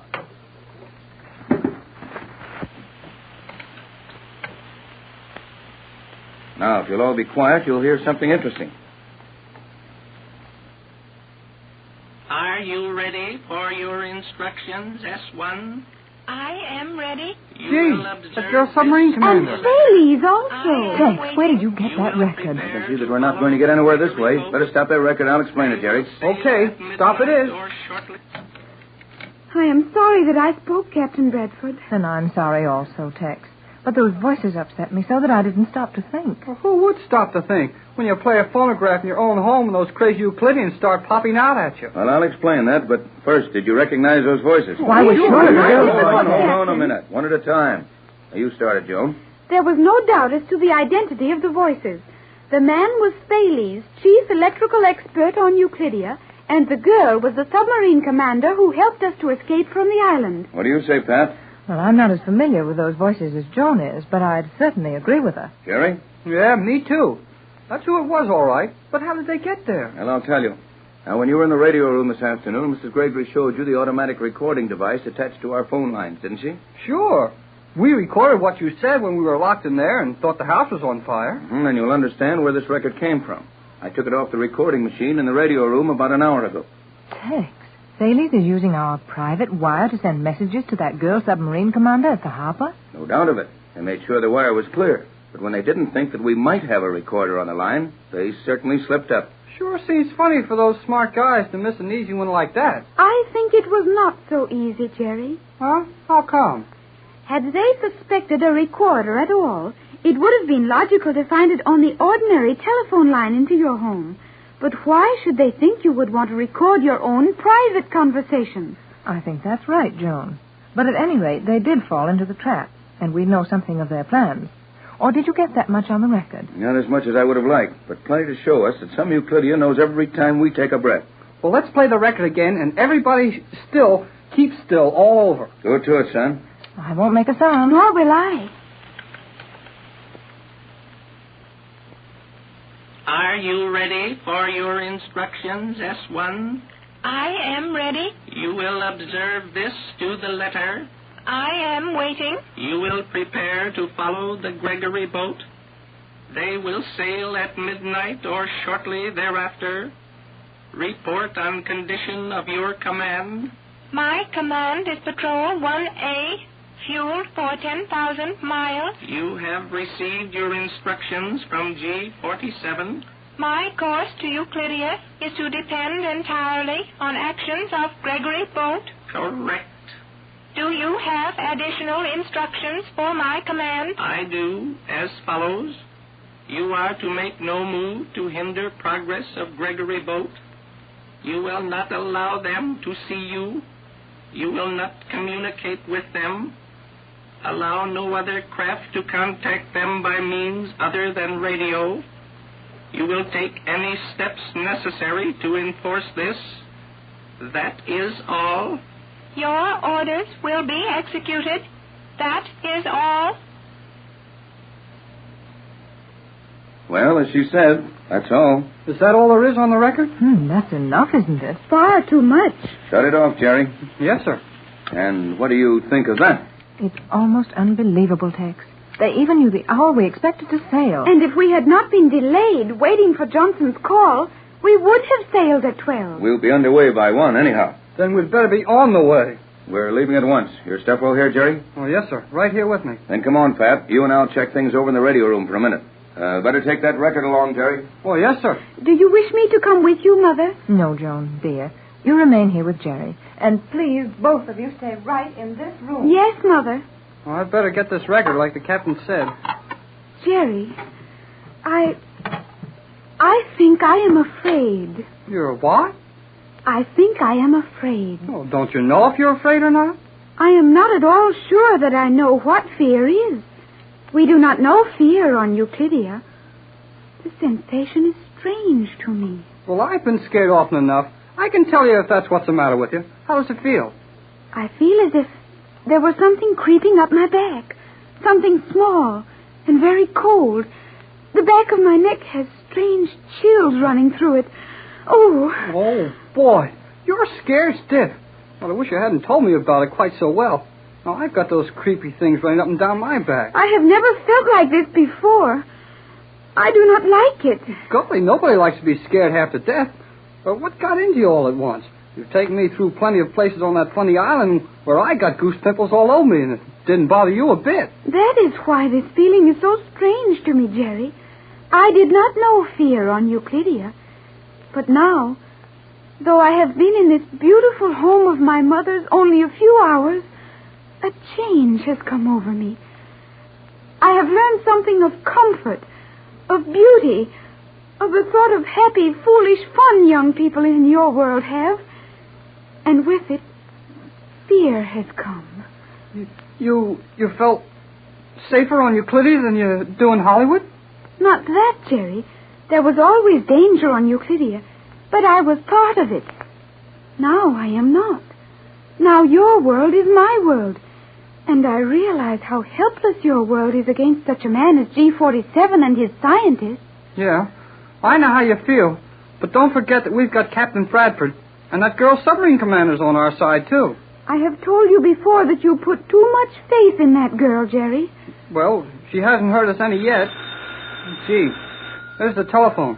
That'll be Johnson calling from the harbor. Should you not answer the telephone? No. Your mother or the captain will get it upstairs. Where's your things? My things? Yeah, your suitcase. You know, your clothes. I have nothing, Jerry. Mother and I were to have visited your stores tomorrow. Oh, well, never mind, Joan. We'll see all the things I promised to show you when we come back next time.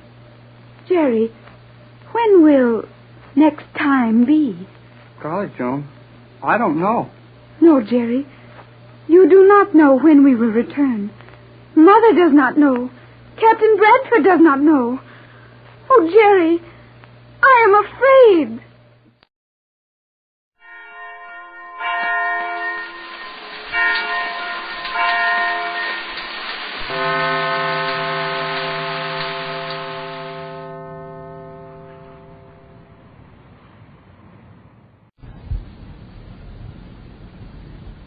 Kellogg's Pep, the super delicious cereal, presents The Adventures of Superman.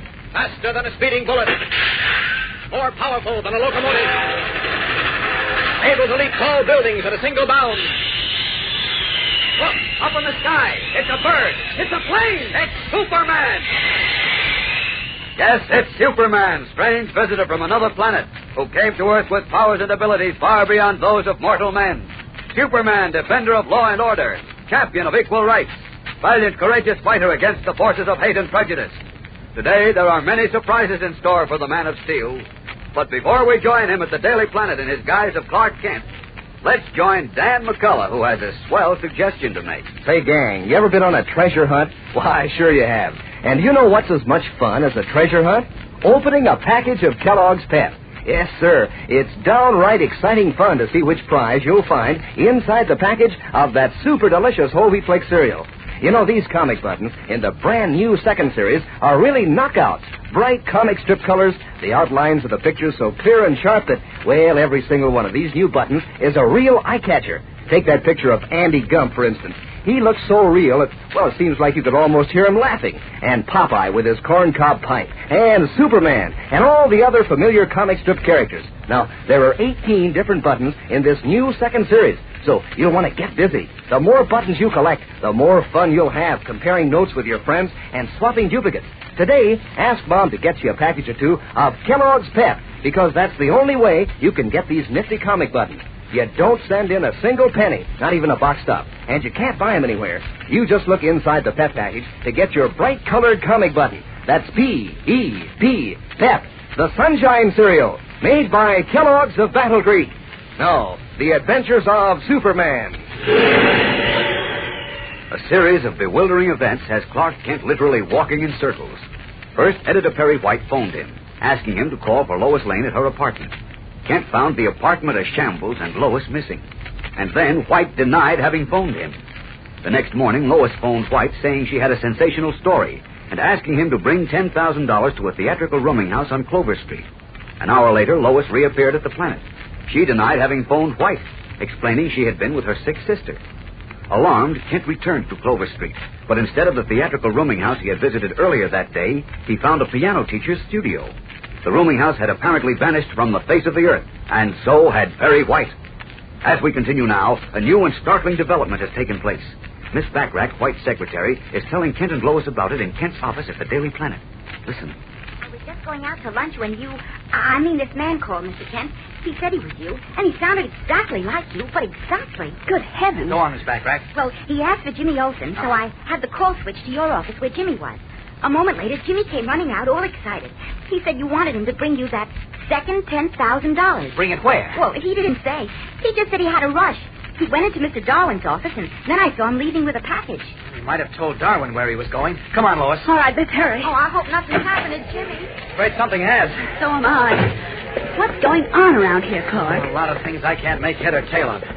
The only thing I'm sure of is that Jim was tricked into delivering $10,000 somewhere, just as the chief was. Now they're both gone. Oh, Clark. Take it easy. Come on. Easy, Lois. Darwin might be able to help us. Here we are. Mr. Darwin. Please, I'm adding a column of figures. Well, never mind the figures. Close the door, will you, Lois, please? Thanks. Now, Mr. Darwin, did Jim Olsen tell you where he was going with the $10,000 you gave him? He said he was taking it to you. Goodness gracious, didn't he? Well, just answer my question. Did he say where he was taking it? Where I was? I didn't ask him. Good grief, why didn't you? Oh, why should I? Well, Mr. White had instructed me to give the money to Mr. Kent, but he rushed away without taking it. So when young Olsen said Mr. Kent had phoned for the money and Miss Backrack confirmed it, I naturally gave it to him. Tell me, is anything wrong? Plenty. What did we do, Clark? Come with me. Oh, now, look here, Mr. Kent. I've been put... Where are we going? See the elevator starter in the lobby and Mike at the newsstand. One of them might have noticed Jim leaving. I want to know if there was a car waiting for him or if he took a cab. Come on.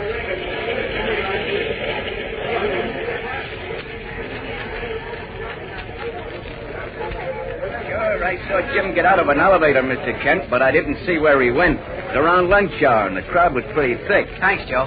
Come on, Lois. Mike. Hi, Mr. Kent. Hi. Hi, Miss Lane. Hello, Mike. Mike, did you see Jim Olsen leave the building about an hour ago? Yeah, You sure. He bought a Hershey bar. Did you see where he went? He went out. I know, but you didn't notice whether he got into a cab, did you? No, I was too busy. It was around lunchtime. Oh, dear. What are we going to do now, Clark? There's an empty cab at the corner. Come on. Thanks, Mike. Okay, Mr. Kent. What do we want a cab for? We're going to police headquarters and put this up to Inspector Henderson. Oh, I wouldn't get the police in on this yet if I were you, Clark. What we Look, what about your detective friend, Candy Myers? Hey, It's a good idea, Lois. Look, I'll tell you what you do. Grab that cab while I call Miss Backrack at the office and tell her we'll be at Candy's if she needs it. Okay, but hurry. You bet. We need help, but fast. Go on, get going. Now, Jim's disappeared, just as Mr. White did. Maybe you can help us, Candy. Well, I'll do everything I can, Kent, but frankly, the way you tell it, this case has me buffaloed. Buffaloed? It's got me walking around in circles.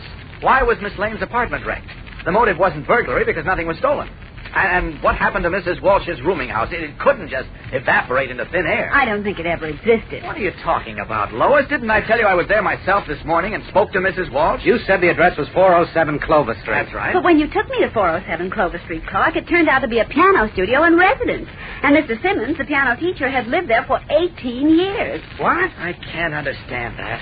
Can't you? No. Can you? Well... Well, what? Nothing. Go ahead and say it. You think I'm dreaming. Well, you must admit it seems strange, Clark. Look, The rooming house can't be there 1 minute and gone the next. You're darn tootin' it couldn't. Well, just the same, it was there. I tell you, it couldn't have been, And Clark. I tell you it was. Well, now... And there's another thing that bothers me. What's that? Whoever impersonated Mr. White and Miss Lane and me on the telephone must know us very well. The voices, inflections, everything was perfect. Well, if it's the party I think it is, all he had to do was listen to you talk once or twice and then imitate you perfectly. How do you think it is? What do you mean, Candy? I think I know who's behind all this. You do? Who, Candy? A very smooth crook named Jack Andrews. At least that used to be his name. He's got a dozen aliases.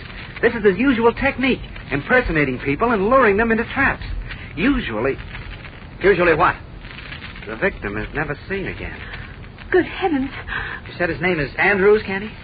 What does he look like? Your guess is as good as mine, chum. Why, what do you mean? Well, we know he's of average height and build, gray eyes, brown hair, nothing distinctive about him. But one day, he's just as likely to be in Pittsburgh, 3 inches taller and red-haired, and the next week be in St. Louis, a fat little old guy, stooped with snow-white hair. What? You mean he's a disguise artist? He's Mr. Disguise himself. He can even do things to his eyes to change their shape and color. I've been on his trail a dozen times, but I've never been able to lay my hands on him.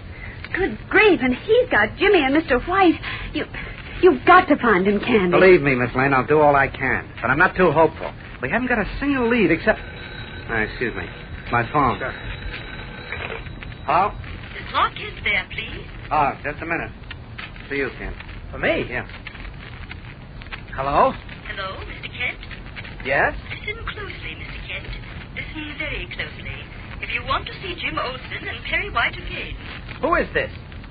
Wait a minute, I know. You're Miss... Yes, I'm Mrs. Walsh. But don't repeat it. And don't try to trace this call. I called your office and they told me where you were. If anything goes wrong, if you don't follow my orders exactly, you'll never see your friends again. Do you understand? Yes. You are to go to your apartment immediately. Alone. Say nothing to anyone. Is that clear? Yes. Someone will call on you there. But if you try to set any traps, you will never hear from us again, or from White and Olsen either. I understand. Good. But remember, no tricks. We're not stupid, Mr. Kent. I promise. All right. Goodbye. Goodbye. Who is that, Clark? Huh? Oh, I'll tell you later, Lois. I've got to be going now. What do you mean? Where are you going? I can't tell you. Why can't you? Clark, did that call have anything to do with Jimmy and the key? I'll see you later. So long, Candy. Clark, you come back Come here. back here, Kent. Kent. Come back here, I say. Kent! Rushing to the door, Candy Myers is just in time to see Clark Kent disappear around a turn in the corridor. Who was the woman who called Kent? And what will happen at his apartment? We'll return in a moment to find out. But first, here again is your announcer. You know, one of the gang said the other day that he can't figure out which is the most fun when Mom brings home some Kellogg's Pep, eating big heaping bowls full of that super delicious whole wheat flake cereal, or finding his prize in the package. Well, of course, he's collecting that brand new second series of Pep comic buttons now, and he's mighty eager to get a lot of them. They're so doggone colorful and bright and sparkling. Why, they look as if they could almost talk, like Maggie and Jiggs, for instance, or Olive Oil, or Superman himself. What's more, you can't beat the fun of collecting all 18 buttons in this new second series and comparing notes with your friends and swapping duplicates. So how about asking Mom to get you a package or two of Kellogg's Pep when she's marketing tomorrow? That's the only way you can get these snappy new comic buttons, you know. You can't buy them, and you don't have to send in a single penny, not even a box stop. These comic buttons come only as prizes in packages of Kellogg's Pep. So hop to it, gang. Get busy on your collection. Tell your mother you'd like plenty of P-E-P, Pep, the Sunshine Cereal, made by Kellogg, the greatest name in cereals. Now, back to the adventures of Superman.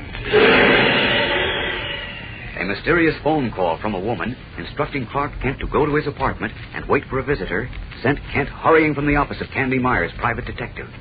As we continue now, he has been restlessly pacing the floor of his apartment for almost an hour. The evening shadows are beginning to lengthen over the city, and a nearby church clock is tolling 5 when there is a knock at the door. Whirling, Kent strides to the door and opens it, then blinks in astonishment at his visitor. What the? A tall man in a skin-tight gray costume, blue cape, blue hood, and mask. Batman. Hello, Kent. Mind if I come in? No, of course not. Oh, no, wait a minute. I'm expecting someone, Batman. I don't want to seem rude, but this is very important. Sure, I know. You were expecting me. You? That's right. And here I am. Hey, now, wait a minute. I don't get it. I received a phone call from Mrs. Walsh, the mysterious rooming house landlady? That's right. How did you know? I know quite a bit about this case, Kent. What? More than you think I know. And a lot more than you want me to know. More than I want you to know? What do you mean, Batman? I'll tell you, but you'd better prepare yourself for a shock. The shock of your life. Amazed, Clark Kent waits for Batman to explain. What is the famous Batman's connection with this mystery? And what did he mean when he said he knew much more than Kent wanted him to know? Our story has taken a strange new twist, fellows and girls. Even stranger and more startling than anything that has gone before. Monday's episode will keep you on the edges of your chairs, so don't miss it. Be sure to tune in, same time, same station, for a thrill a minute in the adventures of Superman. Faster than a speeding bullet. More powerful than a locomotive. Able to leap tall buildings at a single bound. Look, up in the sky. It's a bird. It's a plane. It's Superman. Here's a special salute to the Boys Clubs of America, an organization that's 40 years old this week. 40 years of boys helping their neighbors, learning new skills, building boys into better men. All America congratulates Boys Clubs of America.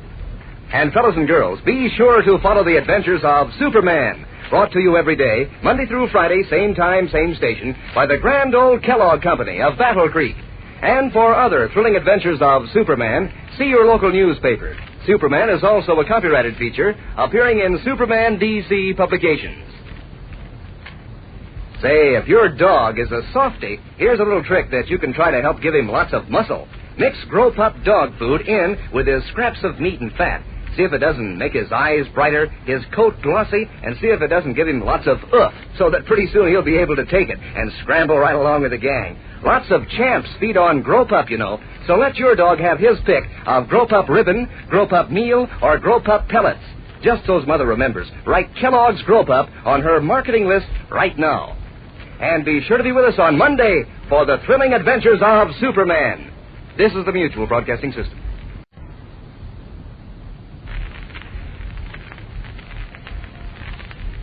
Kellogg's Pep, the super delicious cereal, presents The Adventures of Superman. Faster than a speeding bullet. More powerful than a locomotive. Able to leap tall buildings at a single bound.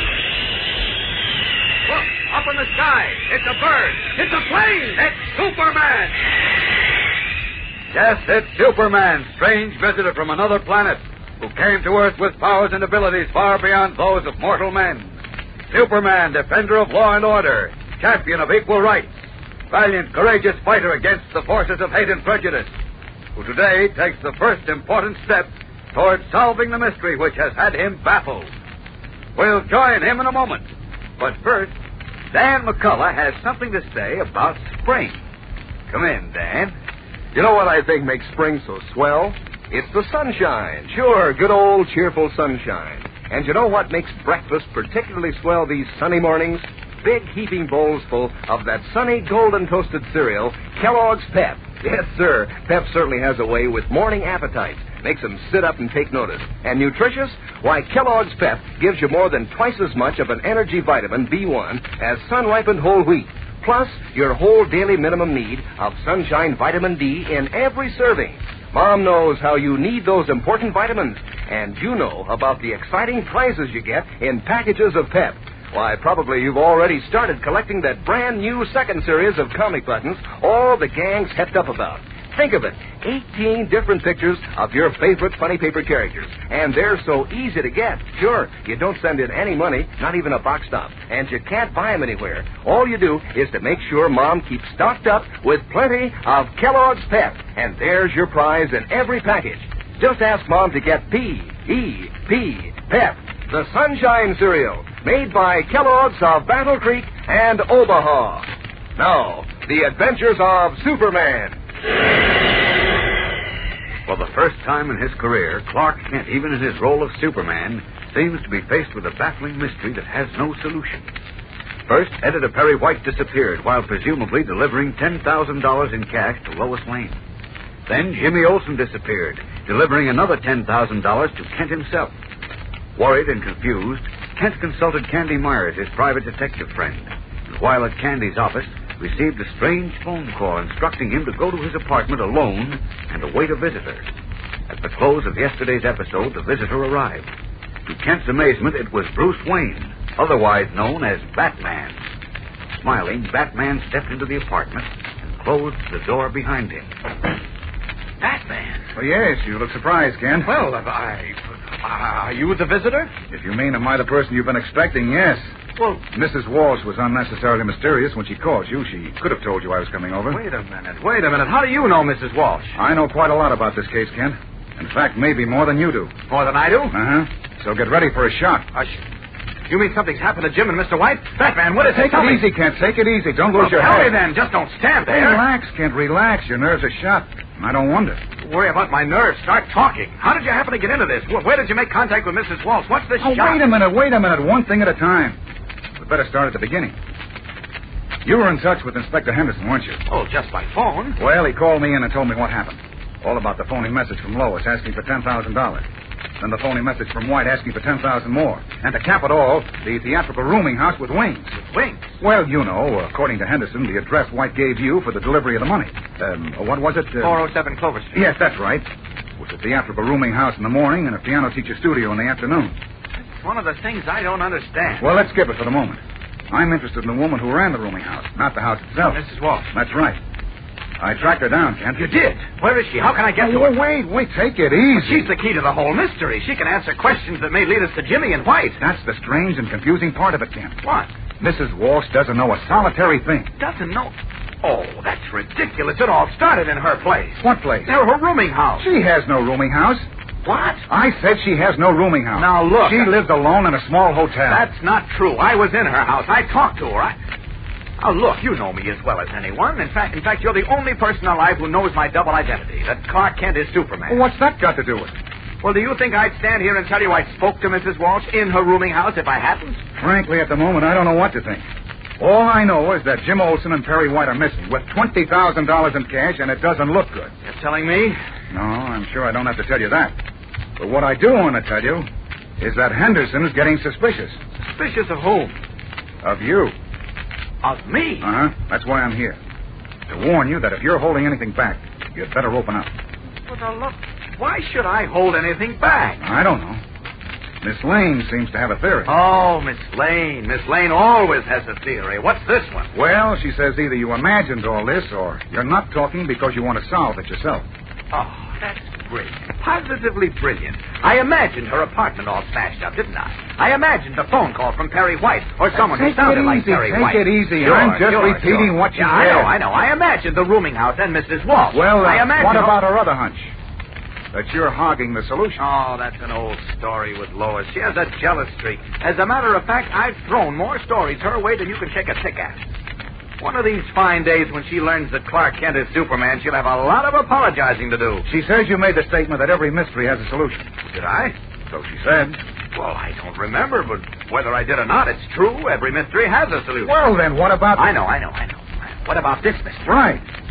Well, if you tell me where I can find Mrs. Walsh... Well, let's not get back to that again, Kent. Mrs. Walsh is being watched like a hawk. Who's watching her? Oh, who do you think? Well, I don't know. I don't know who's doing anything anymore. I'm running around in circles. Why did Henderson call you in? Why didn't he call me? I told you why. Sure. suspects me. But why? What have I done? Why should he suspect me? That may be Henderson now. No, it's Candy Myers. How do you know? I forgot. X-ray vision. Just a moment. Hello, Ken. Hello, Candy. Oh, hi, Candy. Hello, fat man. Anything new, Candy? Plenty.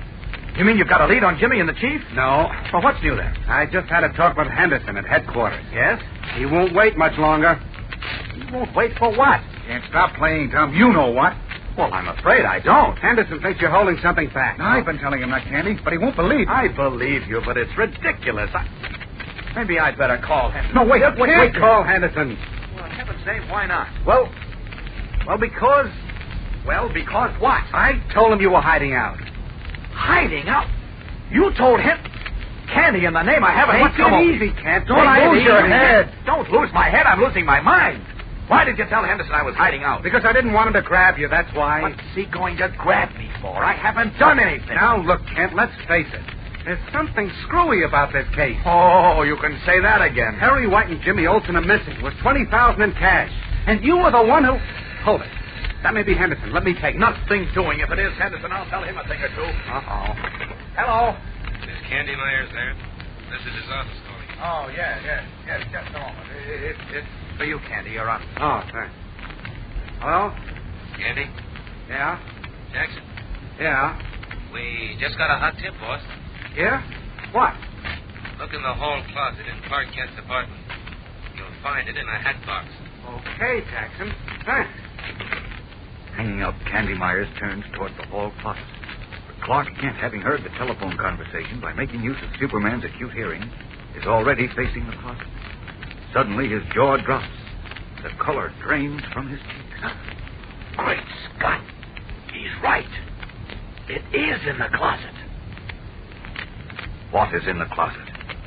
Well, just between us, it's the solution to the mystery. So stand by for just a moment until we return with the startling climax of today's episode. Say, it's a big moment, isn't it, gang, when Mom opens a package of Kellogg's Pep. Because right away, you're looking for one of those exciting comic buttons in the new second series all the gang is collecting. You're wondering which button you'll get, whether it might even be a duplicate so that you can have the fun of trading with one of your pals. You know, every single one of these 18 comic buttons in the new second series is a knockout. Take Emmy, for instance, of the Moon Mullins comic strip. Boy, she looks just like she does in the funny papers. Her hair up in a knot and her spectacles and all. Or Jiggs with his tall silk hat. Or Superman, complete with flying red cape and Superman emblem. Now, you'd sure hate to miss out on the fun all the rest of the fellows and girls are having with this new second series of comic buttons. Why, you'll want to collect all 18 of them and wear them on your jacket or your dress or cap. So, better get busy. First, ask Mom to get you a good supply of Kellogg's Pep, because that's the only way you can get these keen-looking buttons. You can't buy them anywhere, and you don't send in any money, not even a box stop. You just look inside the Pep package, and there's your exciting prize from P.E.P. Pep, the Sunshine Cereal, made by Kellogg, the greatest name in cereals. Now, back to the adventures of Superman. A strange scene is taking place in Clark Kent's apartment. One of Candy Myers' detective agency operatives has just called to give Candy a hot tip. The information that something important is in Kent's hall closet. As we continue now, Candy has just opened the closet door. Reaching up, he removes a hat box from the shelf. He flips the cover off. There, half hidden under some crumpled tissue paper, are 2 banded packages of money. Batman is the first to react. Great Jehoshaphat. Money. $10,000 in each package. What's the answer to this, Kent? I don't know. You mean to say you didn't know the money was in here? Of course not. Are you sure? Of course I'm sure. Do you think No, I won't even say it. Don't hold anything back, Kent. We're your friends. You're my friends. I'm not holding anything back. How many times do I have to tell you? And I don't know how that money got into my closet. Well, it looks bad. $20,000 is missing, and it turns up in your closet. Wait a minute. How did your office know it was there? Search me. Jackson said he had a hot tip. I'll say it was hot. Boy, if Henderson had found this, you'd be in trouble, Kent. But I tell you, I didn't know anything about it. I never saw that money before. All right. Calm down. We've got to move fast. Move fast? Move where? You're coming along with us until we get a chance to iron this thing out. No. You can come to my house, Kent. Now, wait a minute, both of you. I'm not running away. I've got nothing to run away from. What about Henderson? If he finds out this money... I'm not afraid of Henderson. Be sensible, Kent. We believe you, but Henderson won't. He's got to believe me. Take my word for it, Kent. He won't. When I spoke to him less than an hour ago, he was convinced you were behind all this. He was? Yes. If you're smart, you'll hold up at Batman's place until I can do some snooping around. All right. Now, you're using your head. I'd better change my suit and pack a few things. Okay, but hurry. Fast as I can. Yes, fast as I can out of these clothes. Sir, I'm afraid this is a job for Superman. In a matter of moments, Clark Kent's business suit has given way to the colorful blue and red costume of Superman. Tiptoeing to the bedroom window, the Man of Steel raises it gently, glances back at the closed door, and then... Out and away! Leaps high above the city and heads for police headquarters. Less than a minute later, once more in the guise of the mild-mannered reporter, he enters Inspector Henderson's office. Hello, kid. Hello, Inspector. Look, I've got to work fast. Just answer one question for me. When did you last see Candy Myers, the private detective? Myers? Yes. Oh, about 6 months ago. I thought so. Well, the mystery is solved, Inspector. What mystery? The mystery of the strange disappearance of Perry White and Jimmy Olsen. It's solved. I know the answer. Grinning like a Cheshire cat, Clark Kent repeats his startling statement. Yes, Inspector? I know the answer. What is the answer? How did Kent solve the mystery? Do you know? Have you any idea? Well, we'll all know tomorrow, so don't miss it. Tune in, same time, same station, for the surprising solution to the puzzling mystery and for the further adventures of Superman. Faster than a speeding bullet. More powerful than a locomotive. Able to leap tall buildings at a single bound. Look, up in the sky. It's a bird. It's a plane. It's Superman.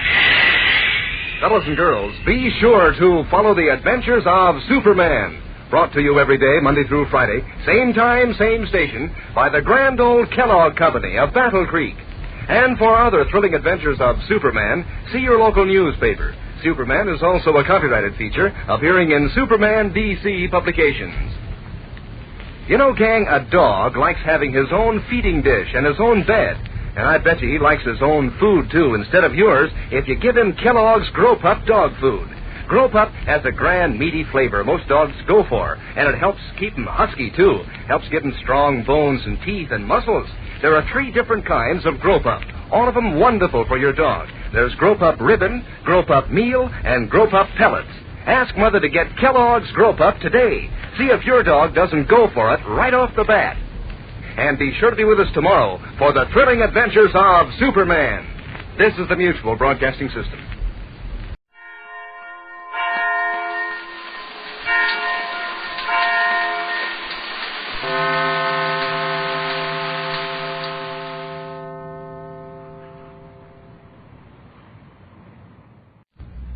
Tired of the everyday grind?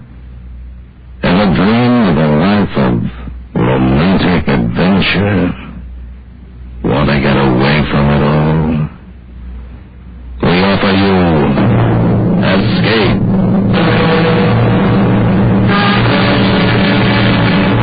Escape, designed to free you from the 4 walls of today for a half hour of high adventure.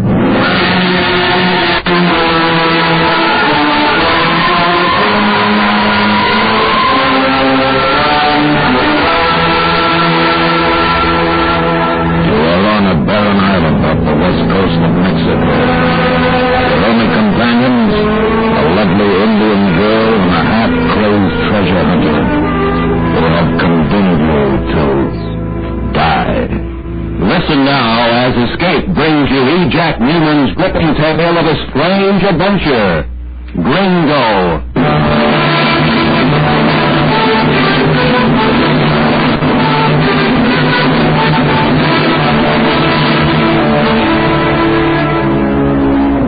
Afternoon. The dust and the heat and the smell of Salina Cruz were at their best. When I walked into the cantina, I ordered bizcocho and coffee and settled down to watching the flies and listening to the noises. I hadn't been like that 2 minutes before the guy in the dirty white suit, the one who'd been standing at the end of the bar, walked over, pulled up a chair. Yeah, that's right. Me too, but I guess we're the only ones in town. This is not a way place in for Mexico, isn't it? It seems to be.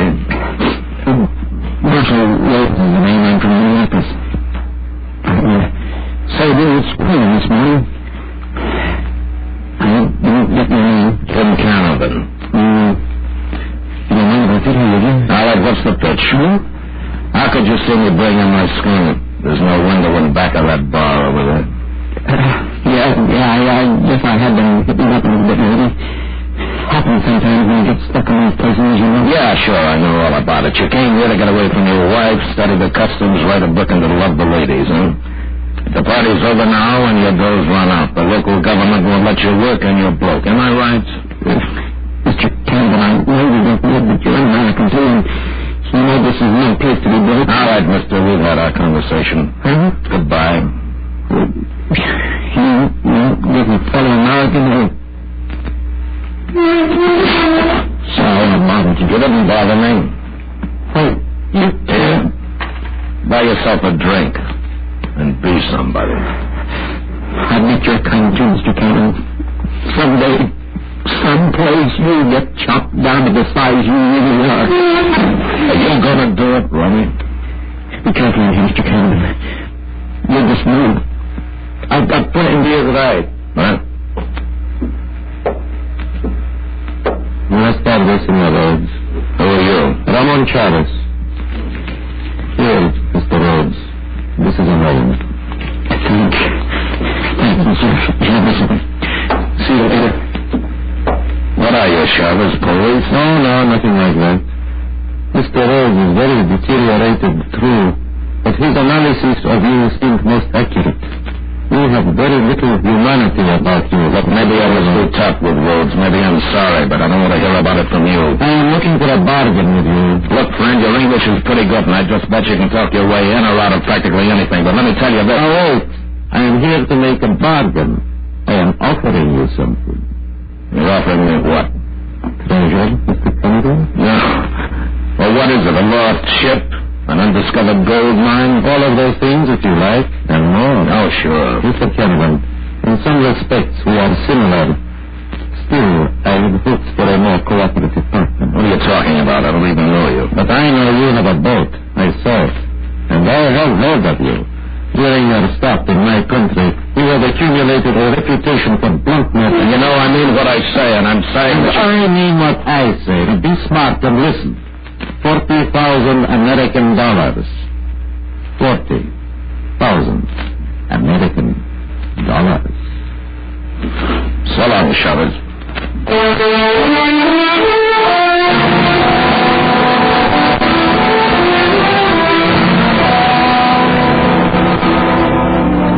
Two nights later, the local town council gave a band concert in the square.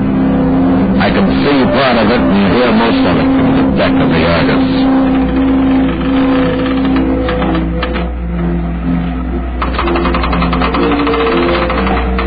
Hello, Gringo. Huh? Oh, hello, Chavez. You left this note for me at the cantina this afternoon? Yeah. Come aboard. I got to thinking about your proposition. Bargain.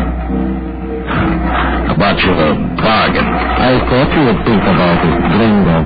Not about that Gringo stuff, huh? I've been around a while. We will always call you Gringo. Okay, mister, let's have it. What's the story? You know Canimba? I've seen it on a map, yeah. South of here. It is my home. I thought this was. I have only been here a little while. I am a fisherman.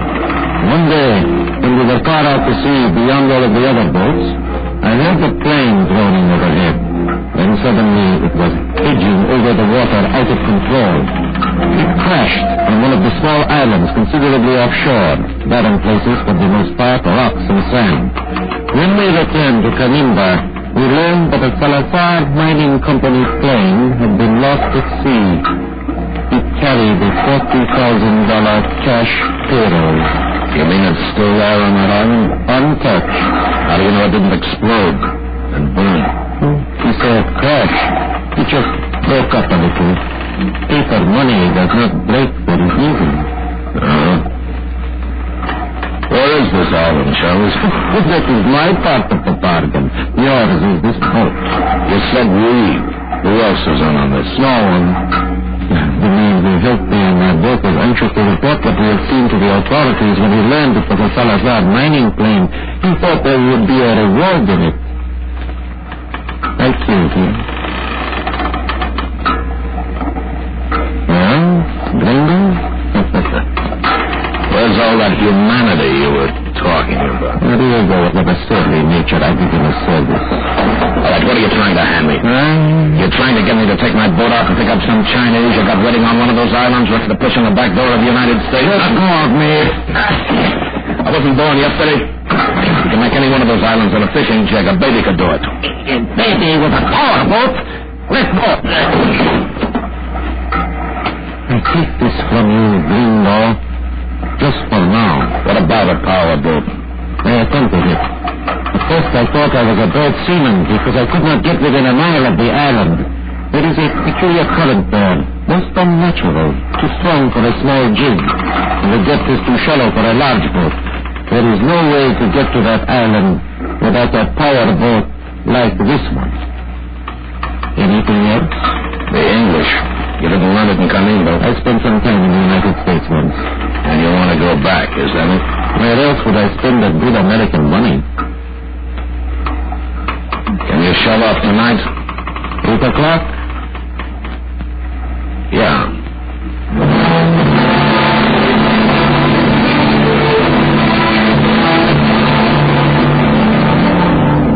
I spent the rest of the day laying in stores and fueling up. I fired the two Mexican boys who'd been working as my crew. And by 8 o'clock, I was ready to shove off. Chavez was right on time. We are all ready, Gringo? Yeah. Your wife? Almost. This is Maria. She's saying goodbye? I am saying hello, senor. I'm going with you. I thought no one else knew about this. What is it, a three-way split? I will pay Maria for my share. She's a good sailor. We can use 3 hands. I didn't figure on a woman being aboard. Well, then, figure on it, Gringo. Come on. Want to get those lines, Joan?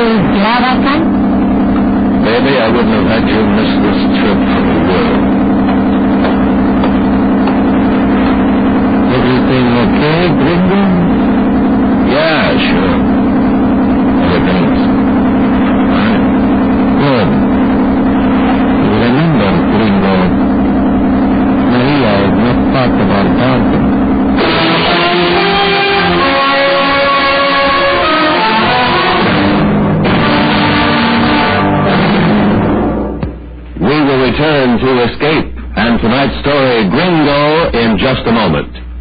How would you feel if you found yourself a lone survivor after an atom bombing, with the possibility of death lurking in everything you touched? Hear Richard Woodmark in just such a situation on Suspense. That's tomorrow night in most of these same CBS radio stations. Richard Woodmark in How Long is the Night on Suspense. And now, back to Escape.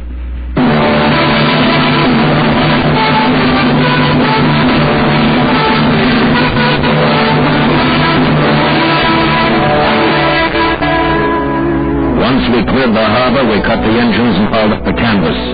And we used sail most of the trip to save fuel. That's why it took us 3 days to get to those islands.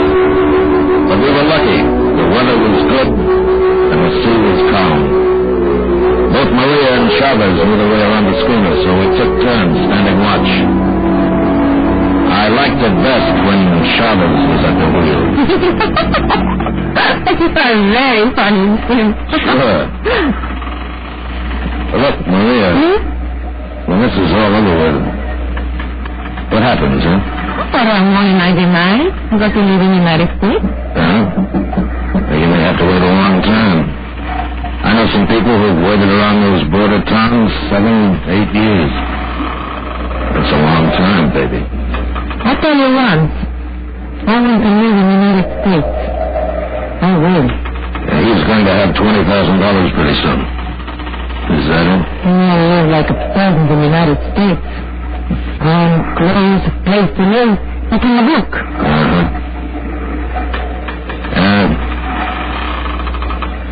Suppose I took you. Yeah, sure, me. Once this is over, I can get you on right away, Maria. No waiting. Yes? Sure, baby. Come here. Now, how about it? You like me that way, Jim. Because you hate him. I can see this. Suppose he went around. What do you mean? What do you think I mean? I'm the one, you know. Why, you little... You've been thinking about it all this time, haven't you? Gringo! Maria! We are here! What? Come on, Maria. There! Over there! Beyond that point! Yeah, let me have those glasses. The middle one. See it? Yeah, I can make it out okay. Hey, the plane, it's right there. 200 yards off the beach, nothing around it. What? I tell you, Gringo is there waiting for us. Hey! It sure is. Get those engines going.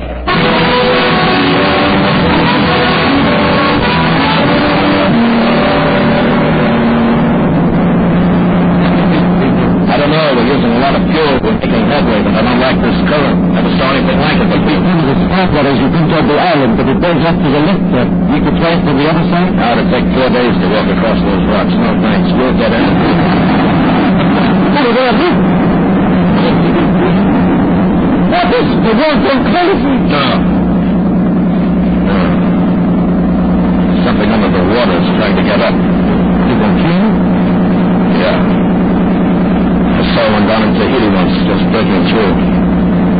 No wonder it's a current here. How long does it take? 20,000 years.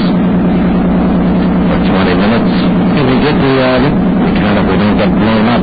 Maria, let us straight in now.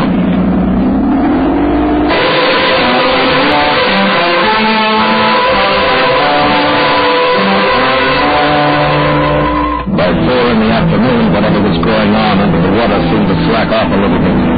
At least there weren't any more explosions. We were 100 yards offshore when we got to anchor in about 15 feet of water. We lowered the dinghy, and a few minutes later beached it through the surf. Yeah.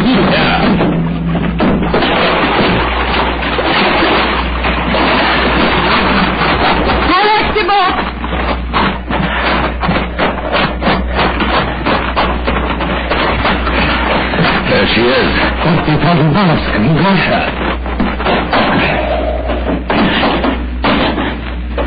Must be in the compartment. Sure. Give me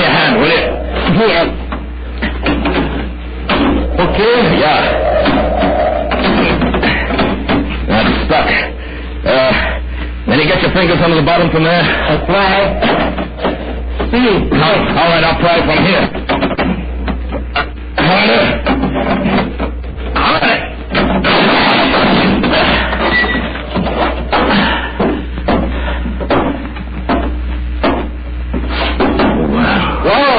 Well, is it all clean now? Yeah. Sure, all right. Here, catch.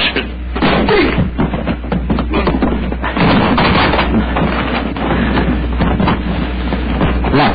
Yeah, wait a minute. Here's my knife. Good.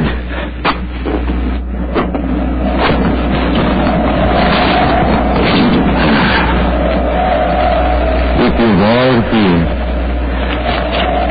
I told you it was a treasure. Yeah. Better get out of this place. Looks like it might blow up. And you are going to be with it.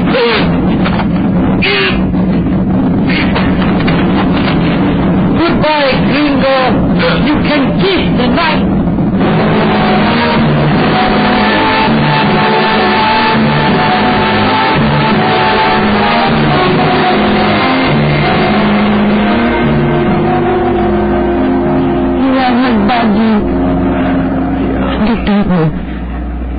You left you too, huh? He hit me down. Not every day in the night. It's gone. It's gone. Me and Joan said it better with me alone. That isn't going to help. Don't you? Not if I can help it. There must be a first aid kit in that plane somewhere. The cabin of the flight compartment. It'll have a red cross on it. We'll get it. Well, let's get this thing out of me.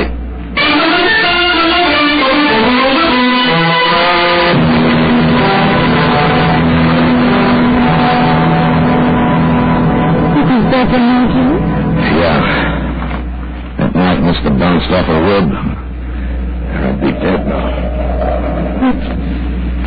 What happened right now, Jim? Yeah, we gotta get help. Make flares, signals, maybe radio. That plane must have a radio in it. You help me out, will you? I walk or I lie here and die. Come on. Come on. Get your Mickey. Let him go. Right. Get me over to that plane.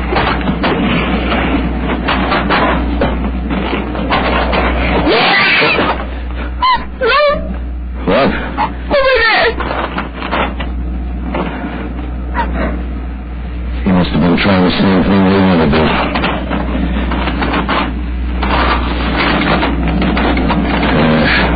All the tubes are busted. He's not good either, baby. Probably the pilot. He sat here and starved to death trying to work that busted radio.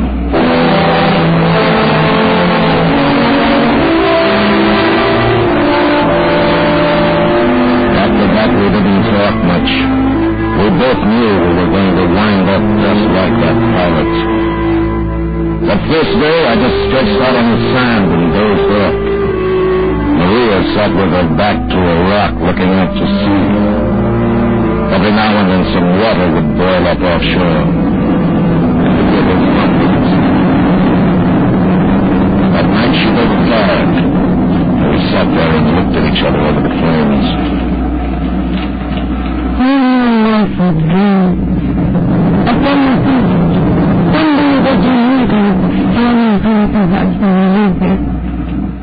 Pretty close. Oh, I wanted very much. Maria, I'm sorry I got you into this. I wanted you because you belong to him for whatever reason. See, it's been this way all my life. I take. I won't let any other man be better than me. And they're all better now. You know, a few days ago, a bum on the beach, a guy without anything, told me that I'd get chopped down to size someday. And he was right. I'm down to size now. Gee, I do have been in my life. I never feel you.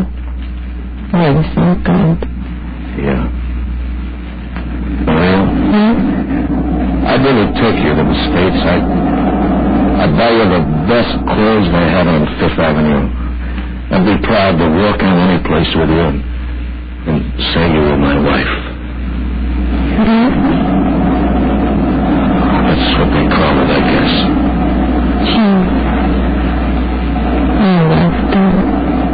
No, Martha. Some good feelings.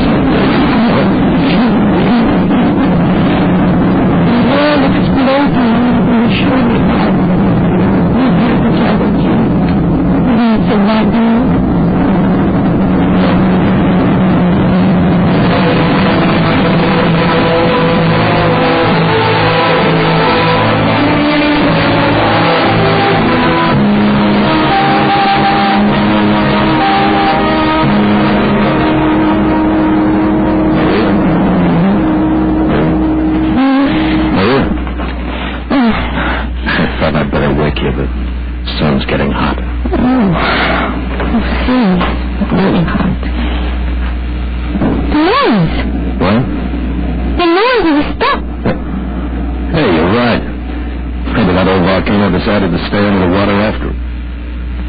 Maria, look! It's the Argus. She's stuck in the sand right off the beach. Shallows came back for us, Maria. Oh, who knows? The volcano's quiet, the sea's calm. Come on. You know, I may walk you up Fifth Avenue yet.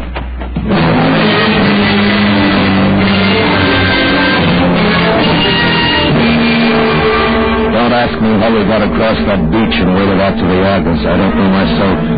Except that Maria had to half carry me and push me, but we did get aboard. All the sails were furled against the main. The main flapped loosely. The heavy boom free to swing. Come on! Come on! Gee, what's here? You didn't have to come back to us. Yeah. Schooner drifted in a room. Beach street. Gee, look! What? The Mummy statue! It's all here. But where is Ramon? Maybe when he tried to handle the mainsail alone, he got knocked overboard. We'll never know, poor devil.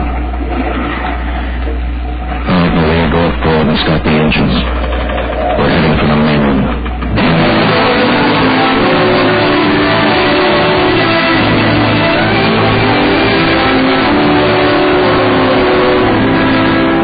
By the time we anchored the Argus in the Bay of Salina Cruz, Maria was more like her old self. Fiery and independent, the way she was when she first came aboard with Chavez. And as beautiful as ever. She bundled me out to the hospital and left me there where she went to return the money to the Salazar mourning people. 2 weeks later, I was on my feet again.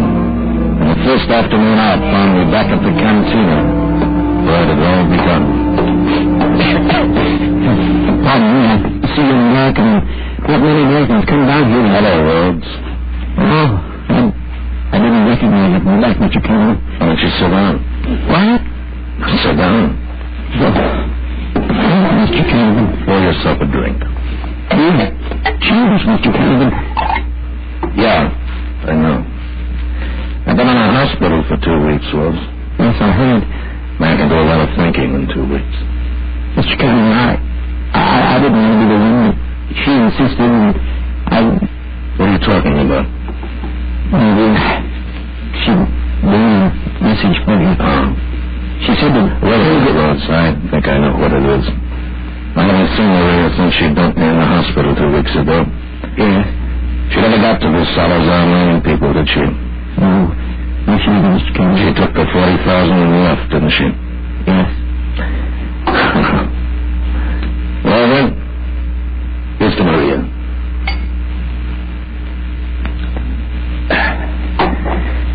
And you know something, Rhodes? I bet she looks great walking down Fifth Avenue alone.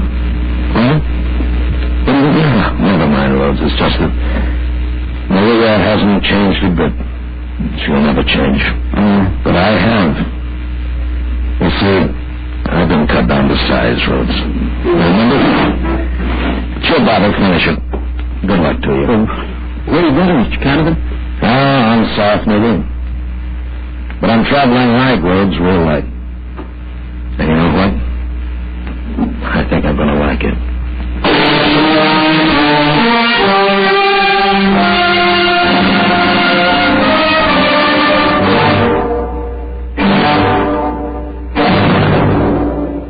Under the direction of Norman MacDonald, Escape has brought you Gringo by E. Jack Newman, starring William Conrad. Featured in the cast were Edgar Beria as Chavez, Lillian Bayef as Maria, and Polly Bear as Rhodes. Editorial supervision is by John Meston, and the special music for Escape is composed and conducted by Leith Stevens. Next week... Well, adrift in a native canoe somewhere off the Solomon Islands. Ahead of you lie the unknown terrors of native savagery, and closing in on you is a white man whose gunboat will smash you to the bottom of the sea. So listen next week when Escape brings you John Russell's classic story, The Price of the Head.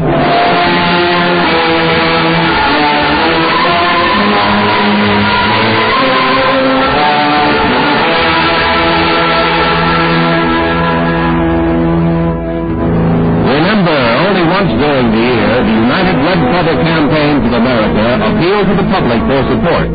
Red Feather dollars fight illness, fight delinquency, fight unhappiness, fight human need. So this year, be as generous as you can. Roy Rowan speaking.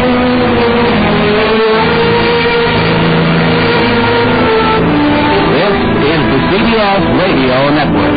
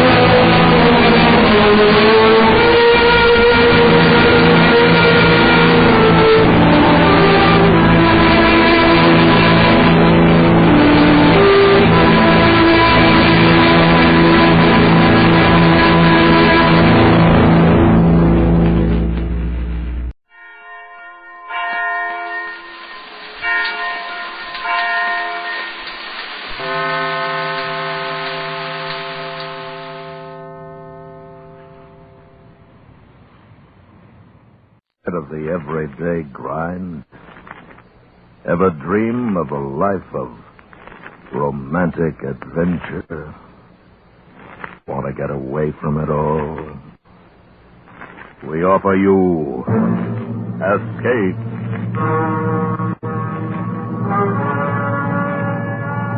Escape, designed to free you from the four walls of today for a half hour of high adventure.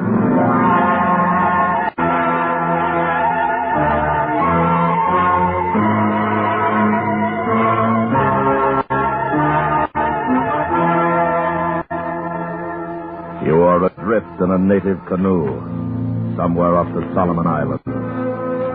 Ahead of you lie the unknown terrors of native savagery. And closing in on you is a white man whose gunboat will smash you to the bottom of the sea. Listen now as Escape brings you John Russell's story, The Price of the Head.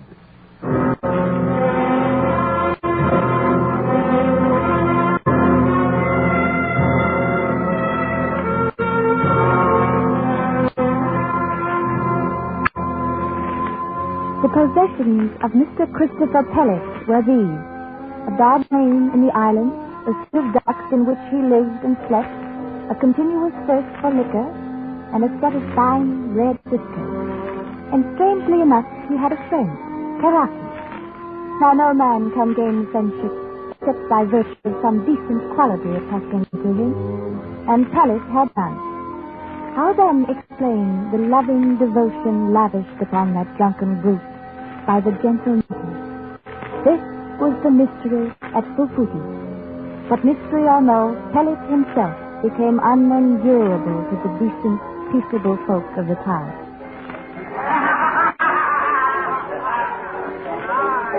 You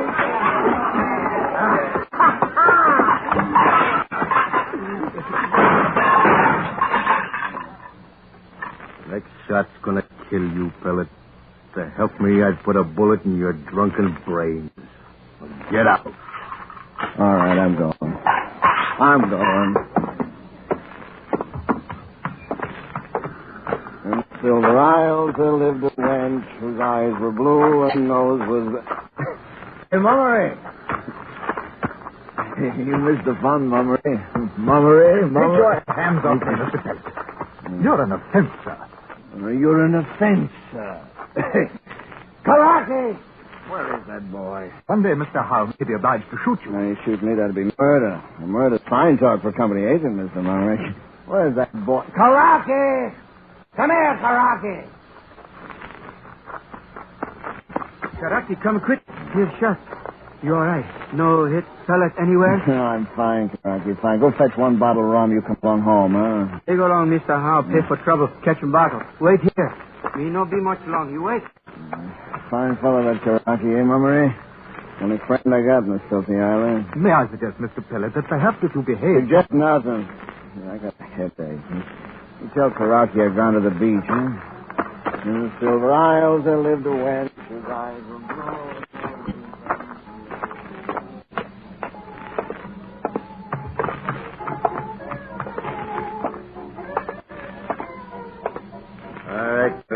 This'll pay for this mess, but next time he blows up, I'll put a bullet in his leg. No, Mr. Howe. No shoot. Karate all time. Pay good. Well, Mr. Mummery, beat it, Karaki. I'd like to chat with you, Mr. Howe. Right with you, sir. Boy, Jack, give Karaki a bottle of rum and get this mess cleaned up. Yes, sir, Mr. Howe. Come into the office, Mr. Mummery. We're more cozy there.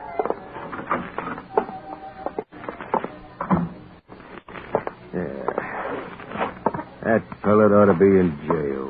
The man's a mad beast. He is, and particularly so on your rum, Mr. Howe. Oh, come now, Mr. Mummery. You can't lay Pellet's sins on my doorstep. Nothing I can do, as long as he pays his bills. Well, I'm a fair man, Mr. Howe, and I won't order you to stop selling Pellet your rum if there's any other way to handle the matter. Well, to be honest with you, sir, I do make a small profit on Crocky's pearls, what he pays me with.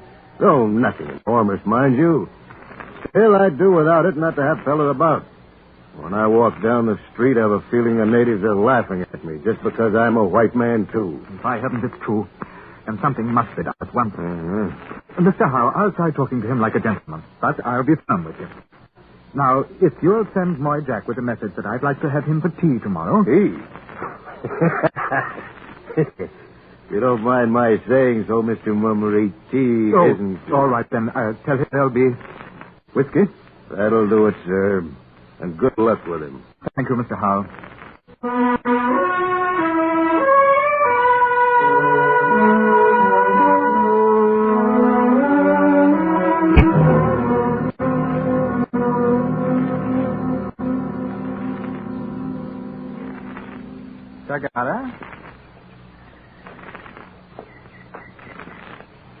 Tagara, whiskey for Mr. Pellet, girl.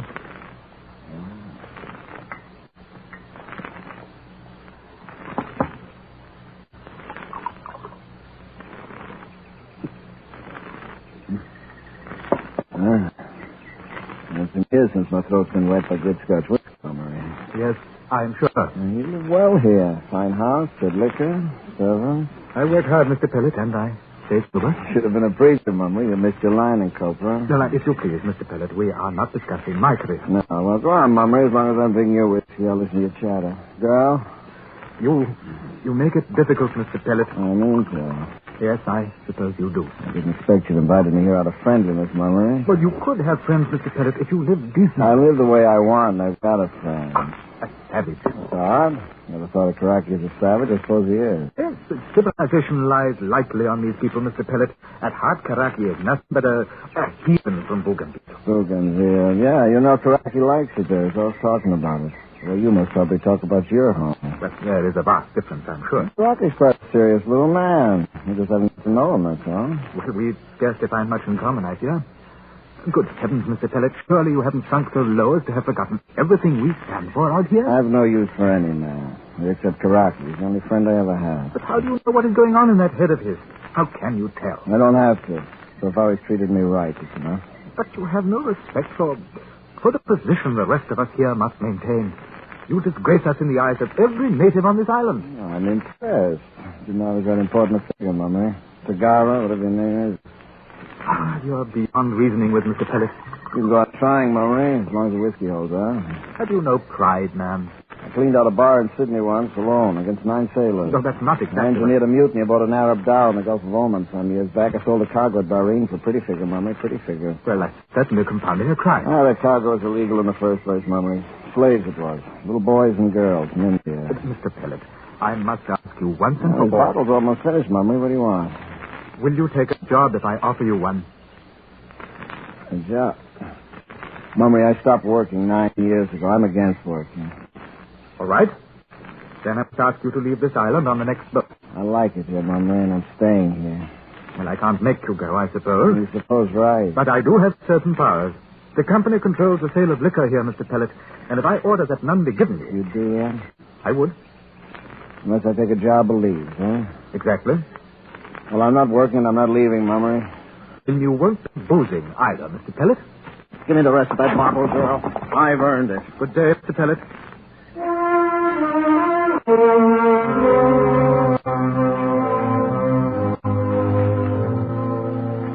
That night, the order went out to serve Pellets, no more rum. However, the alcohol he had taken on at the Asian's house saw him through until noon the next day. He awoke then with a terrible thirst, and by evening he was raging.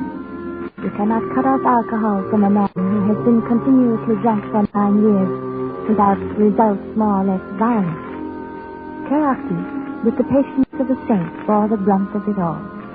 Karaki, the little heathen from Bougainville, a place where some people were smoked and others eaten.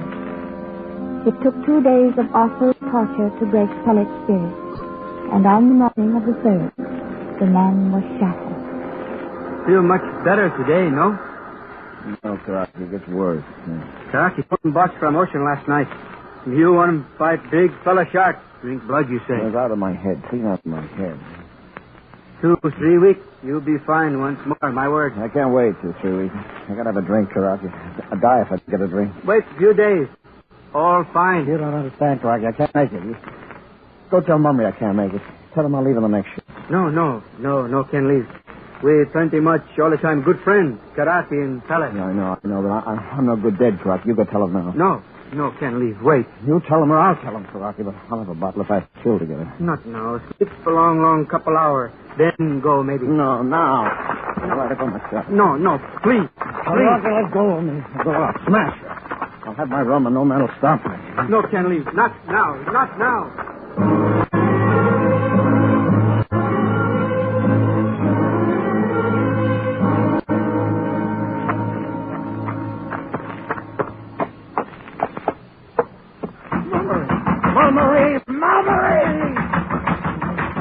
Mr. Pellet, please.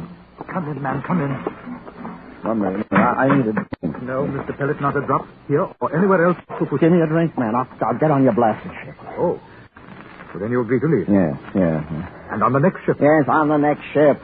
You can have your rum. Yeah. But you'll be on that ship when she sails. I'll be on it. Give me a drink, man, quick. So you can get a drink at Mr. Howe's. I'll send a message to him. Mummy, with all I could do to get this far, I need a drink now. All right, Mr. Pellet, but just one. I will not have you disgracing me in my own house. Yeah? Take it. One more. No. Give me that bottle.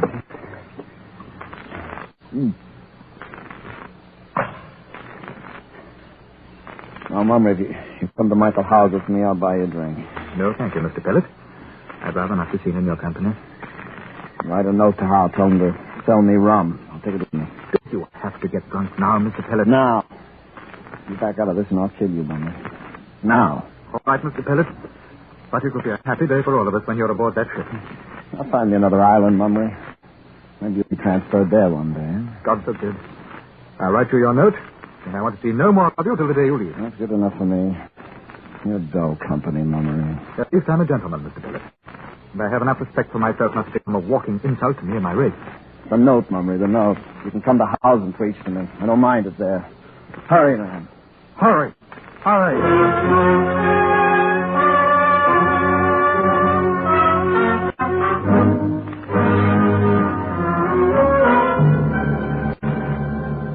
are listening to The Price of the Head, tonight's presentation of Escape.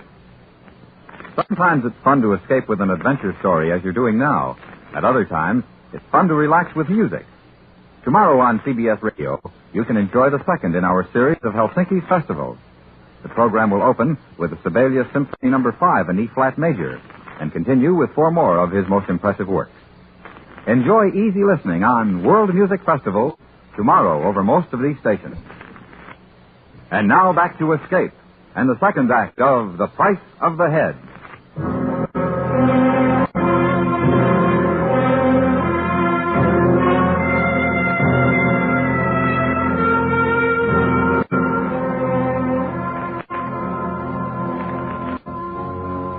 In the days that followed, Pellet became a sodden lump of flesh preserved in alcohol.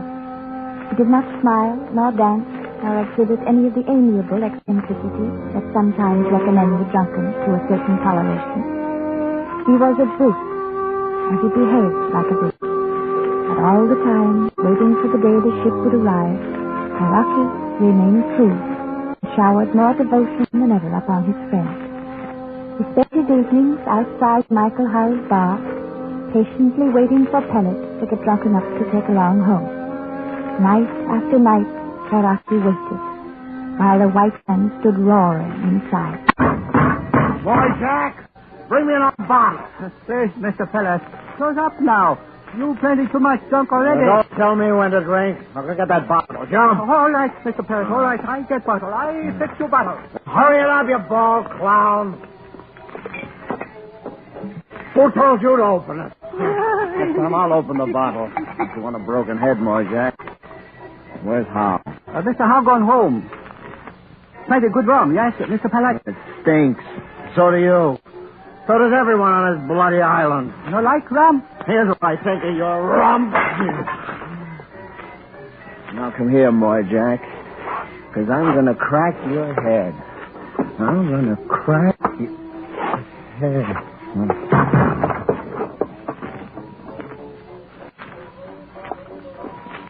Karaki! Karaki!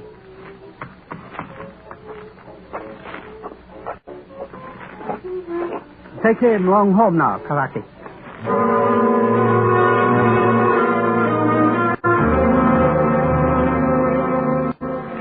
A few minutes later, the wiry little Karaki had the white man across his shoulder and bore him down the beach to the miserable shelter of pandanus leaves they called home. There he eased Pellet to a mat, bathed him with cool water, and carefully brushed the dirt from his bright red hair and whiskers.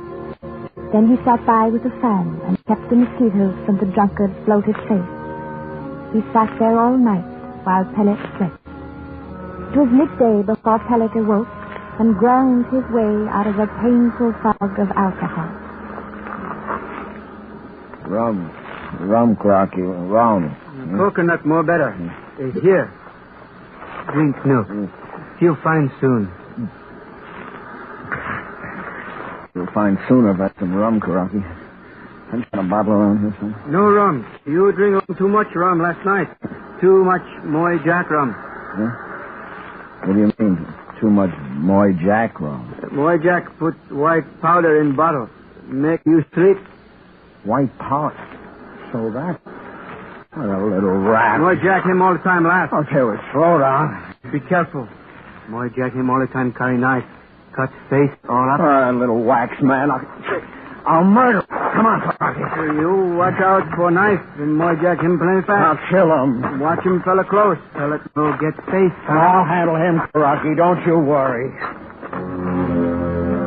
Half in anger and half in anticipation of the pleasure of beating a man, Pellet staggered down the beach toward Howe's bar. It was the noon hour of repose, and all Fufuti was asleep. Pellet reached the bar and found Moy Jack dozing peacefully among the bottles. He woke him with a savage kick. Get up, you dirty scum. Get up so I can bust holes in you. You hurt me, Mr. Pellet. Let go. Leave me on this, will you? Not again, you won't.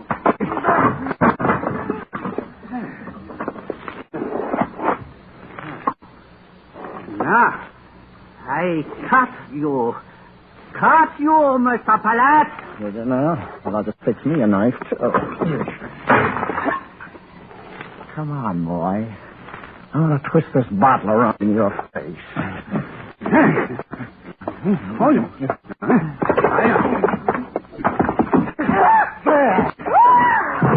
That'll learn you to fight with a red-headed man.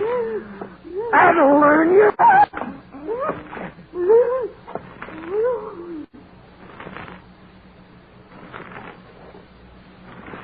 He's dead. I killed him. I killed him like I said, Karaki. Yes. Dead. Plenty trouble now. Police? Yeah. Come on, let's get out of here. Where we go, Karaki? We gotta hide someplace. You go along house on beach. Wait there. Me fixing boat. Leave for Footy quick. What boat? You got no boat. Me find a boat. Me I tell a friend, tell it. All right. I trust you, but hurry, man. Hurry.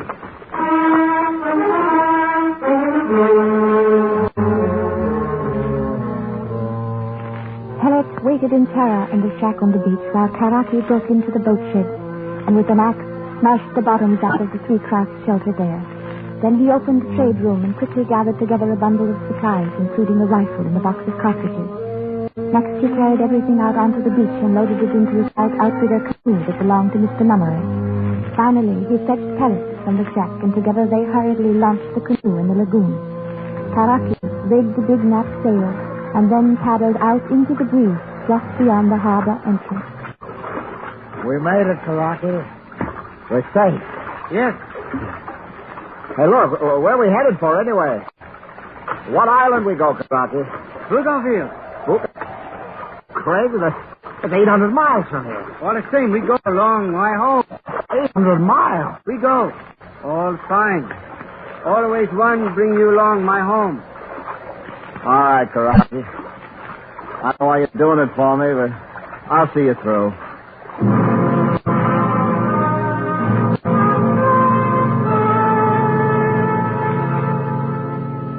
It was not the beginning of a very pleasant voyage for Mr. Christopher Pellet.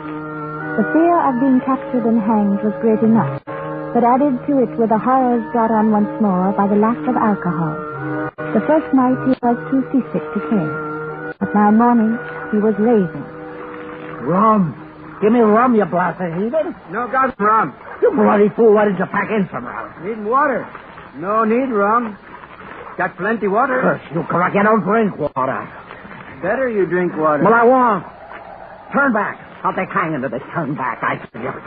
Soon catch him. One big fella wind. Blow straight to Bougainville. No. How could you find Bougainville anyway? No. We're going back, I tell you. Karaki easily tied the weakened white man hand and foot and continued to sail off into the open sea. Now and then he threw a dipper full of seawater over the white man and occasionally fed him with coconut milk. Karaki was an excellent nurse. He even combed Pellet's red hair and whiskers twice every day.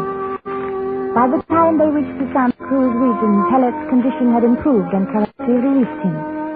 They were now in an area peppered with tiny islets, and Karaki decided to land on the lee of one in order to replenish their water supply. He had dropped sail and was paddling slowly into the beach when suddenly, from out of nowhere, a cutter carrying two white men appeared behind them. Ahoy! Please come! No catching Karaki and Pellet! You go away! Please go! Put that gun down, Karaki. We're in enough from now. Okay, I shoot! Oh.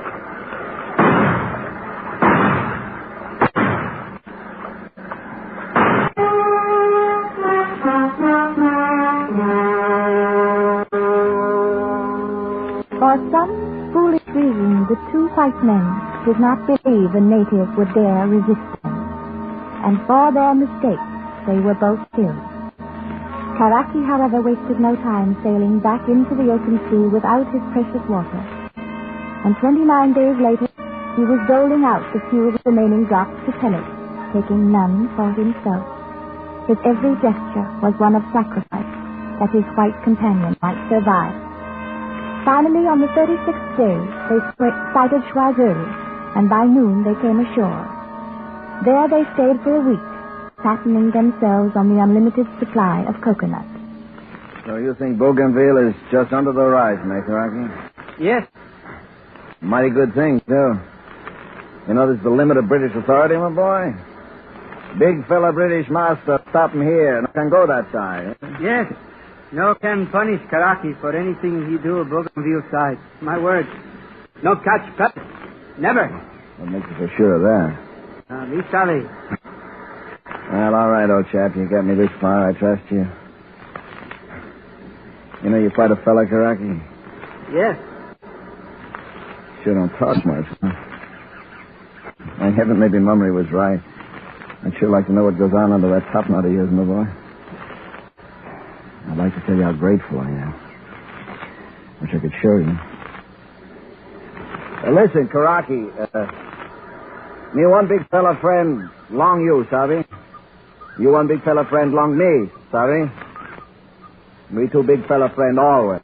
What? Yes, my word. Oh, Karaki, you kill me.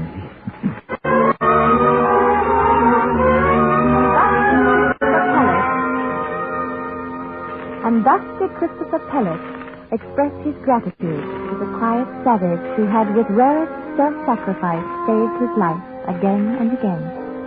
And now that he was thoroughly sober, he could understand it no more than Mummery had, back in Fufuki.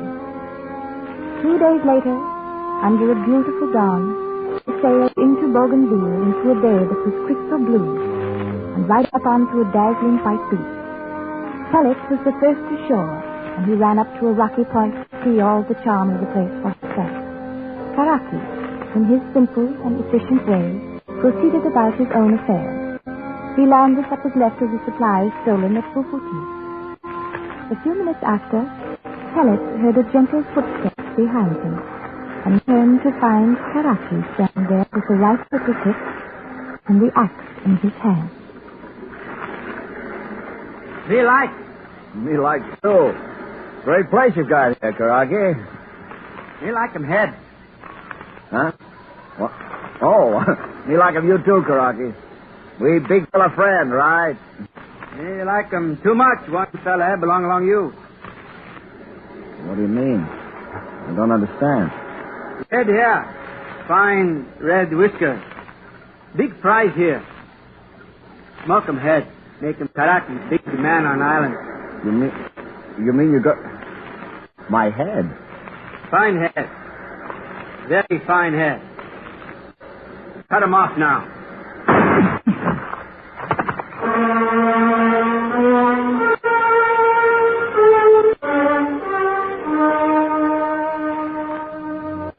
That was the way of it. That was all the mystery. In Karaki's country, a white man's head, well smoked, was indeed a prize. But that of Mr. Christopher Pellet, with his precious red whiskers, was a thing to be desired above the love of women. And the simple, patient, enduring Karaki had served hard to win it. And did it really matter to Pellet how or why he died, since his own race would have hanged him for murder anywhere?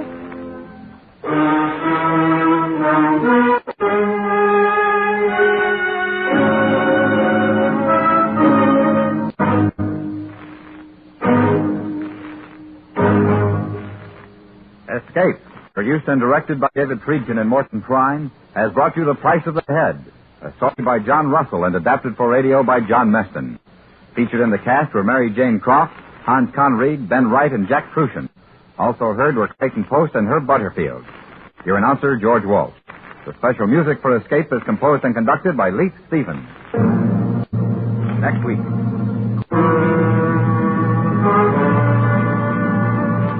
There's a fortune in the captain of an airplane crashed on an island somewhere in the Caribbean. And only you know where it is.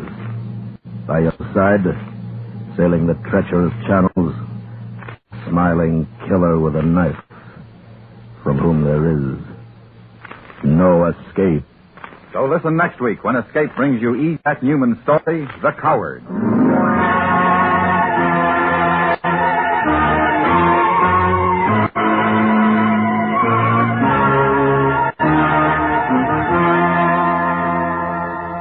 There's music on Melody Ranch tomorrow on CBS Radio when the popular galloping cowboy with the golden voice returns.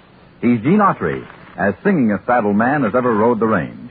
Meet Gene Autry at the Old Corral when he returns to Melody Ranch tomorrow on most of these same stations. Stay tuned now for Night Watch, which follows immediately over most of these same stations. Where there's Gunsmoke, there's Western Adventure, Monday nights on the CBS Radio Network.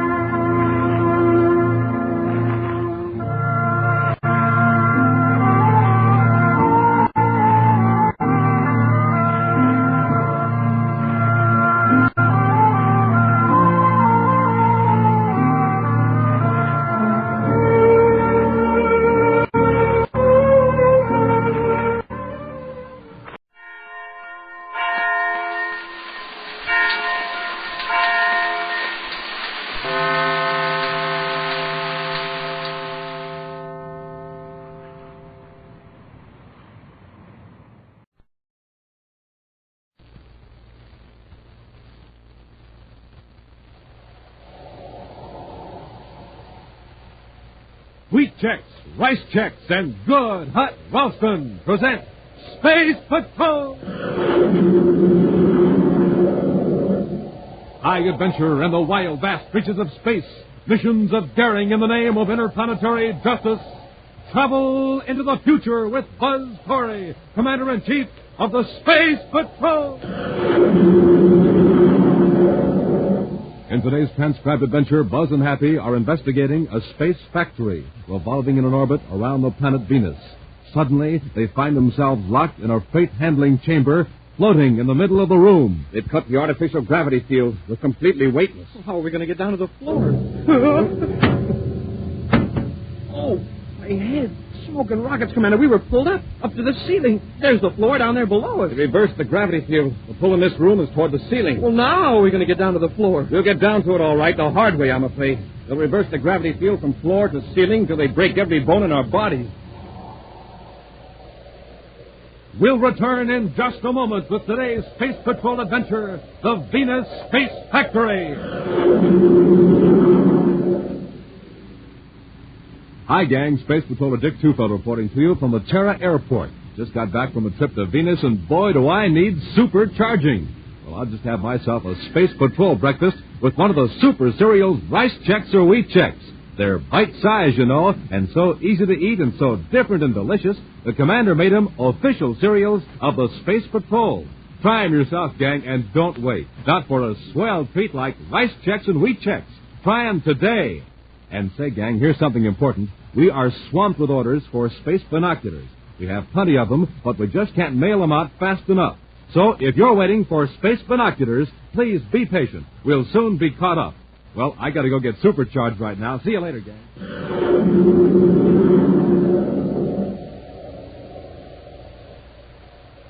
And now, today's Space Patrol adventure, the Venus Space Factory. Swinging in wide orbits around the planet Venus are two gigantic constructions, popularly known as space factories. Power is obtained from the sun by use of solar energy reflectors. These privately owned factories are inspected at regular intervals by Space Patrol personnel to see that United Planets regulations are observed. Right now, in the control section office of one of the factories, Space Patrol Inspector Curtis is talking to Vincent Trowbridge, owner of the plant. I've completed the inspection, Mr. Trowbridge. Find anything wrong, Inspector Curtis? No, nothing serious. The heat insulation on the mercury vapor conduits needs replacing. You aren't going to enter that on the report, are you? No, I should. But I'll overlook it this time if you promise to have it repaired by the time of my next official visit here. Of course. You just play ball with me, Curtis, and I'll play ball with you. Fine. Oh, Mr. Trowbridge. Yes, Trowbridge. About the investment you're handling for me. Is everything all right? Well, it doesn't look good right now. But can I get my 10,000 credits back? Perhaps in a few months. A few months? Well, Mr. Trowbridge, you said last month we could expect a quick profit. Yes, I also said there were certain risks involved. You remember that, don't you? But all our other investments, they turned out all right. They were for small amounts, 100 credits or so. I was counting on that money. You put me in a terrible spot. I didn't put you on the spot, Curtis. You insisted I take your money.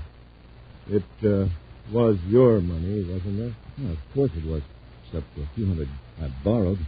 But it has to be paid back right away. Well, I'm afraid there's nothing I can do. Look, you've got to help me. If the Space Patrol finds out I've been having business dealings with one of the firms I inspect, I'll lose my job. Well, you didn't worry much about that when you were winning. Well, it was foolish, I admit it. But I was relying on your business judgment. This gets out. I'm finished. Perhaps I should have realized you weren't in a position to risk so much money. Tell you what. Suppose I return those 10,000 credits to you. Will you, Mr. Trowbridge? Now, understand, Curtis, I only do this out of the goodness of my heart. This is just a loan, you understand. It's my money you're getting. Your 10,000 is still invested with another firm, and I can't touch it. I'll pay you back every credit when the other deal begins to pay off. Yeah.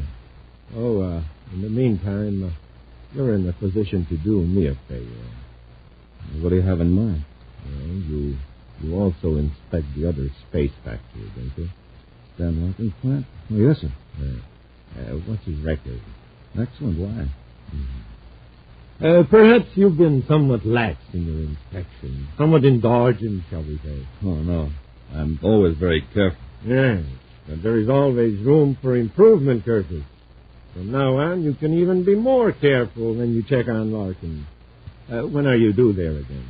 2 days from now. Well, just make sure you examine his entire factory thoroughly. I'm sure you'll be able to find that Larkin is guilty of several irregularities. You aren't asking me to turn in a false report. Would you rather a true one be turned in on you? All right, Mr. Trowbridge. Oh, this may ease your conscience a little. I have a couple of men working at Larkin's factory. You wouldn't have to use your imagination too much in this.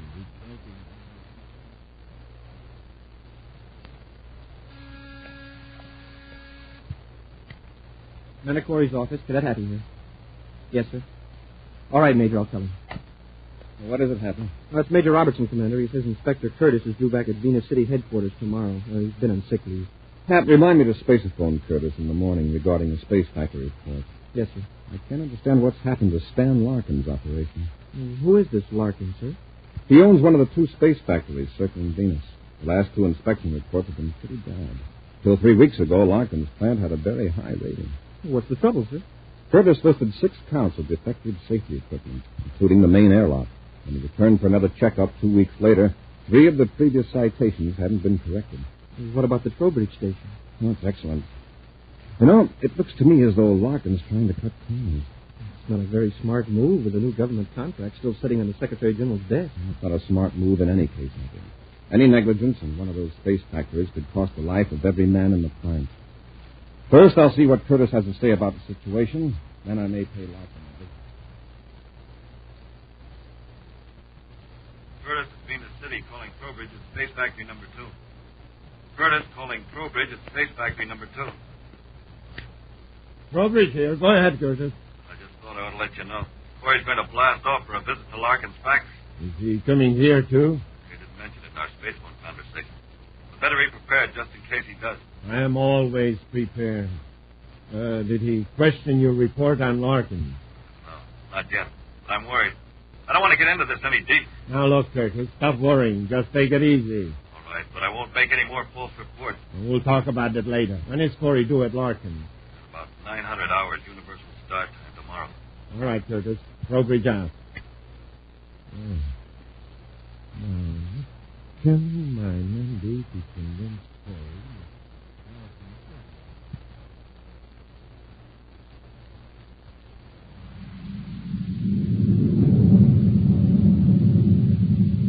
You could start decelerating now, Happy. We're nearly on the factory's orbit. It certainly doesn't look very solid, Commander. Like a bunch of wheels strung together with wires. Well, it would never do on a planet, of course, but out here in space with no gravity pull, it's strong enough. Where do we join airlock, sir? At the end of that tube projecting from the circular structure. We'll make our approach from the other side. It looks like we've got a clear approach on this vector, sir. Right. Let's contact Larkin and tell him we're coming in for inspection.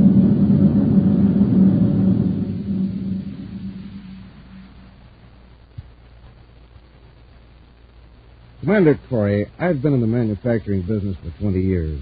This is the first time I've been accused of mismanagement. All you're being accused of right now, Mr. Larkin, is failure to correct certain faulty equipment after receiving a citation from our inspector. I tell you, I ordered it corrected. Did you check to see if the orders were carried out? Well, frankly, no, I didn't. In the past, I've never found it necessary to check up on my employees. Mr. Larkin, our inspectors have a regular procedure to follow. Did you say that in the past Curtis has ignored defective equipment? I don't know whether Curtis has ignored defective equipment or not, but I haven't. Then what about those last two reports? What about the complaints of impurities in your product? Commander, would you like to inspect this factory right now?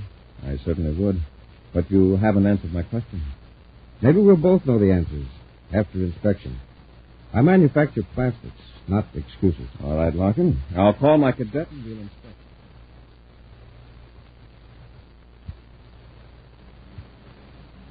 I'll say this for you, Larkin.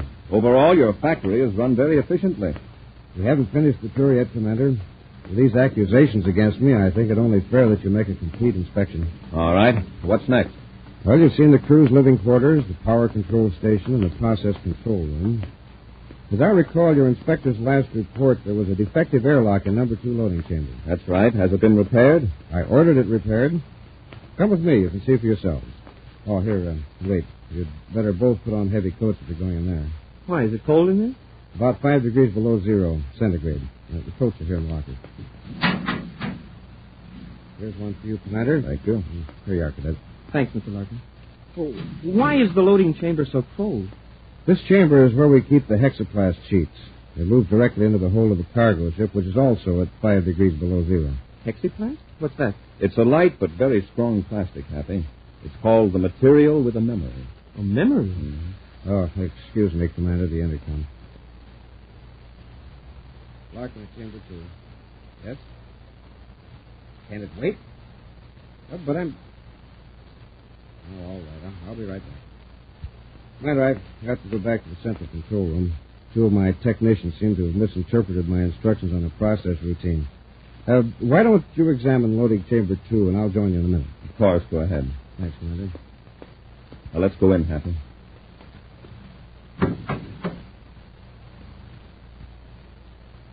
We'd better secure the door to hold the temperature down. Well, it's not as cold in here as I expected it to be. It's a dry cold, low humidity. These coats are pretty heavy. Well, there sure isn't much room to move around with all these bales stacked in here. Now, there's the airlock at the other end of the chamber. Let's check the indicator and see if there's any leakage. Yes, sir. Oh, by the way, Commander, what did you mean when you said hexaplast was a material with a memory? Well, it can be molded into a certain shape at a fairly high temperature. And when it's cold, the way it is now, it flattens out. Uh-huh. When the temperature rises, it springs back into its original form. It's as though its molecules remembered what shape it takes. What was that? I don't know. It sounds as though something snapped.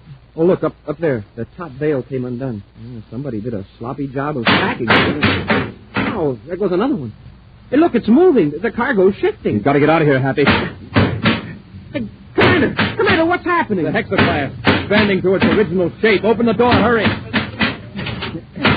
It's locked, sir. You've got to get out of here in a hurry. If you don't, the hexaplast will press us against the wall.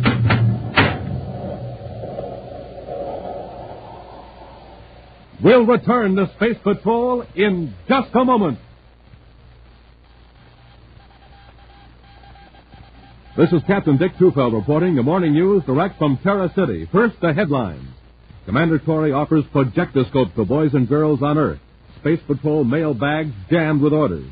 The commander interrupts all communication lanes to warn projectoscope is offered for limited time only. Those are the headlines, now the details.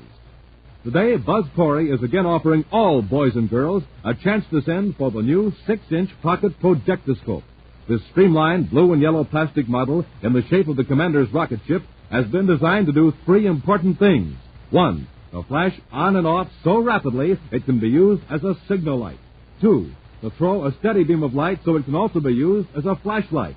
free to throw pictures on the wall by means of a special strip of film. Response from Earth has been terrific. Orders have been pouring in without let-up, but supplies are still big and work is on schedule. When a letter is received, a projectoscope is mailed at once. But Commander Corey warned in a special bulletin that the projectoscope could be offered for a limited time only. So, gang, send for your projectoscope today. Just buy a box of rice checks or wheat checks. Then, with your name and address, send 35 cents in coin and a rice checks or wheat checks box top to Space Patrol, Box 686, St. Louis, Missouri. This offer good only in the USA and may be withdrawn at any time. That's Space Patrol, Box 686, St. Louis, Missouri. And now back to today's adventure, the Venus Space Factory. Vincent Trowbridge, owner of a space factory revolving around Venus, has forced a Space Patrol inspector to turn in false reports against Stan Larkin, owner of a competing space factory. Commander Corey and Cadet Happy went to the Larkin plant to investigate. While in loading chamber number 2 of the space factory, the two space patrolmen find themselves in danger of being crushed by a rapidly expanding plastic known as hexaplasm as the temperature rises in the chamber. Stand back, Happy. Let me try that door. Yes, sir. Somebody must have locked it after we got in here. You suppose it was Larkin? Hey, look out! Huh? Wow, if lead and yellow shot have been smashed between those two blocks of hexaplasm. It's going to keep expanding till it fills every inch of this chamber. That's as hard as rock. Yes, after it reaches its original shape. Commander, could it break through the hull of the chamber? By the time it does, it won't matter to us. Hey, wait. You've given me an idea. There's a bale that hasn't broken open yet. Help me drag it to the door. Yes, sir. Yes, sir. Let's move fast, Happy. This bale feels soft. Yeah. Now let's wedge it between the stack of hexaplasm and the door. A little tighter. Commander, I can feel it expanding. Stand back. When those metal packing strips burst, they'll lash out like whips. There it goes. It's swelling up. Let's hope that door is the weakest part of the chamber. Hey, it works, sir. The door's open. Let's get out of here quickly. Hey, Commander, it's colder out here in the passage than it was in the chamber. Let's get to the control room. I want to hear Larkin's explanation of this.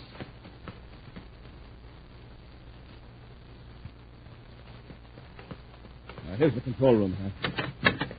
Larkin. Now, here's the control room, huh? Larkin. Now, here's the control room, huh? Commander, you're safe. You know what happened in the loading chamber. Yes. Did you secure the outer door to the passage? Yes, I did. Now, maybe you'll tell me who locked the refrigeration door. Locked it? It wasn't locked. Oh, no? We had to use expanding hexaplasm to break it open. You were in there with that wild plastic? What did you think we were, Larkin? I don't know. I settled the argument between the two technicians. Then I came back here and checked the instruments. I could see the temperature was rising in the loading chamber. What made it rise? The thermostat must have been defective. It's all right now. Even if the hexaplasm bursts the chamber hull, we won't lose any air in the other sections of the factory. But I'd still like to know what made the temperature rise and the door lock closed. Why? Safety. One incompetent or vicious man in this space factory could destroy the lives of everyone aboard it. I'm going to order a ship to be sent here from Venus to remove every one of your staff to Venus City so we can have a complete investigation. I'll assign a space patrol ship to cruise alongside this factory in its orbit around Venus to protect your interests. Very well, Commander. I'll order a complete shutdown. All right, Larkin. Come on, Happy. We'll get to our ship and spaceophone Venus City. Then we'll head for Terra, Northern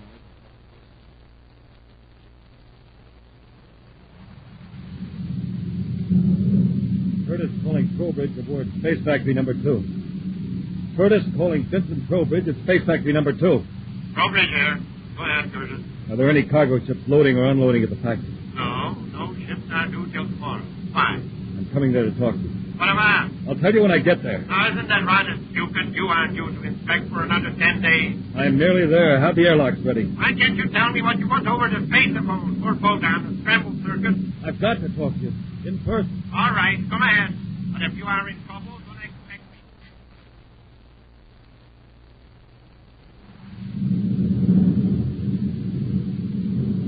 Commander, shouldn't we be on the Terra Vector? I've changed course, Happy.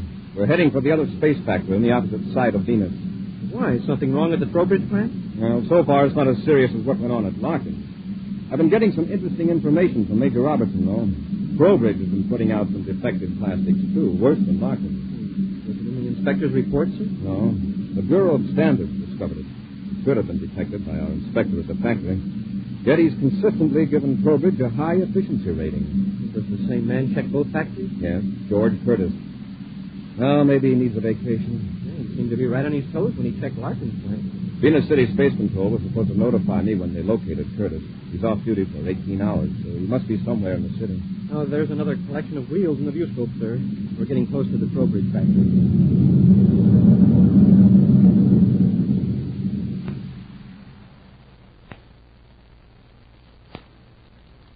All right, Curtis. Tell me what was important enough to bring you here to the factory at this time. I found out what your men tried to do to Corey with the hexaplast. You might have killed him.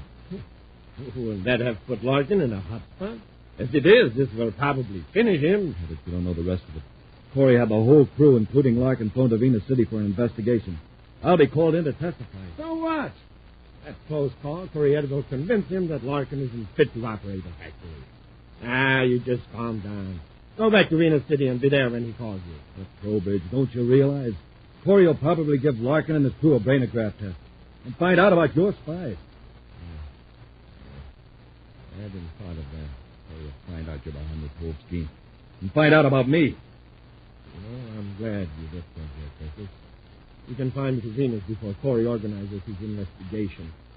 We'll have to eliminate those spies of mine before they're given the brainograph test. I won't have any trouble. All you have to do is keep your mouth shut. Being a space patrol inspector, you wouldn't be asked to take a brainograph test, not if you play calm. Commander Corey aboard Terra 5, calling Venus Space Factory number 2. Corey aboard Terra 5, calling Space Factory number 2. Keep your mouth shut, Curtis. Let me do the talking. Venus Space Factory number 2. Commander Corey. Trowbridge here. Trowbridge, I want to talk to you on official business. Of course, Commander. We'll be ready to join airlock with the factory in about 3 minutes. 3 minutes? Yes.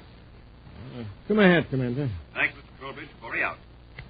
You recognize my ship. Why didn't you stall him till I could get away? It's too late now. He'd see you anyway. Don't worry. Just do as I say, and we'll both be all right. Just get back in that living compartment and lock the door. I'll handle Corey. What are you going to do? Just leave that to me. Go on, get in. Go on, Happy. Yes, sir. Well, Commander Corey, this is rather a surprise. Hello, Mr. Trowbridge. I recognize our inspector's ship at number 2 airlock. See him here? Yes, he's inspecting my factory. It's my impression that he was here 4 days ago. Oh, you mean you didn't know he was coming here today? I'm afraid Inspector Curtis is a very thorough young man. I've been getting quite a going-over from him. Yeah? Well, I'll let him tell you. He's probably in the handling room now. This way, please. On second thought, maybe I'd better tell you myself. Frankly, I tried to deceive Curtis on his last trip here. And I thought I succeeded. Deceive him? How? Some defective insulation. What about it? Well, I could tell that Curtis wasn't feeling very well. And I thought I'd put it over. But he wouldn't notice. Well, I found out differently. He's going over the entire plant with a vengeance. After I see Curtis, there are a couple of other matters I want to discuss with you, Mr. Trowbridge. Certainly. I'll find Curtis right in here, Commander. The handling room. Just go right in. Hey! On your feet, Happy. Get through that door after him. Commander, we can't touch the floor. What happened? We're floating. Trowbridge cut off the artificial gravity in here. You're going right toward the ceiling. Now, take it easy. When you reach the ceiling, push yourself gently toward the floor. Yes, sir. Gently now. You might bounce back up again. When your feet touch, make your way carefully toward the door. Remember, we're completely weightless. I can reach the ceiling now. Here it goes. That's it. We're going down. Just a couple of seconds. Hey, this is the strangest feeling. Easy now. Your feet are almost touching the floor. Oh, my head. Smoke and rockets, Commander. We were pulled up to the ceiling. There's the floor down there below us. Trowbridge reversed the gravity field. The pull in this room is toward the ceiling. How are we going to get down to the floor? The hard way, I'm afraid. Trowbridge can keep reversing the gravity field from floor to ceiling till he batters us unconscious. Look, sir. Everything that wasn't bolted to the floor is up on the ceiling all around us. Crates and tools, everything. Now you see why Trowbridge called this the handling room. You can handle any object by adjusting the gravity field, no matter how heavy. Yeah, including us. Wow, feel that. I'm pressing harder than ever against the ceiling. Trowbridge is increasing the gravity field. What's he going to do? Knock us out by giving us extra G's? I doubt that he has that much power. It's strong enough so that I can't stand up on the ceiling. If he reverses it at this strength, we'll break every bone in our bodies when we hit the floor. Oh, this is awful. Just waiting for him to smash us down. Happy, look down there on the wall. See that switch box? Yes, sir. It's right by the outer loading hatch. Maybe a gravity control emergency switch. We can just turn that lever to the off position. But we can't reach it, sir. Not even if we could stand up. No, but there are a lot of objects around us up here in the ceiling. Small things we could throw. We can hit that switch before Trowbridge reverses the gravity. There's a small crowbar. It's even hard to crawl with all this high gravity. There. Now take careful aim, Happy. Remember, be ready to duck. That bar is going to fall back up to the ceiling. That's right. I'm glad you reminded me. Well, here goes. Oh, watch out. It's falling back. I didn't throw it nearly hard enough. I'll try it with this wrench. If you hit it, we'll have quite a drop to the floor. If I hit it, we'll stay here in the ceiling till we push ourselves down. Now, cross your fingers. Hey, you hit it, sir. We're weightless again. All right, Happy. Easy now. Press against the ceiling with your legs. Push yourself down toward the door. Okay, careful now. Let's go. Come on, Curtis. Quick. Getting to the ship. What to do with Corey? He's floating around in the handling room, up near the ceiling. What? Well, just as I was about to reverse the gravity pole and smash him to the floor, the field cut out. I guess I overloaded the coils. Come on, we got to get out of here. Hurry, get it to the ship. All right, Trowbridge, stay right where you are. Hurry! Commander, I didn't know you were here. Curtis, you had the right hunch in coming back here, but evidently you didn't know just how far Trowbridge really would go. No, Commander. Yeah, that's right, Curtis. I might even take a brainograph then. Happy, take Trowbridge into custody. No, you don't. Get your hands up, Cadet Curtis. Go on, you too, Corey. Hey, what is this? Curtis, are you out of your mind? Good work, Curtis. Now, Corey, we'll... Get him, Happy!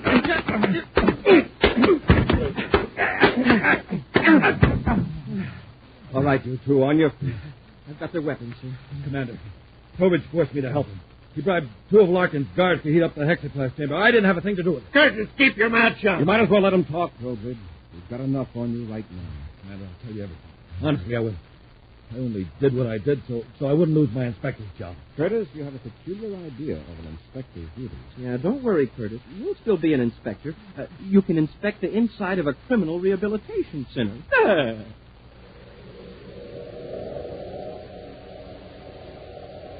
An action preview of next week's exciting Space Patrol adventure in just a moment.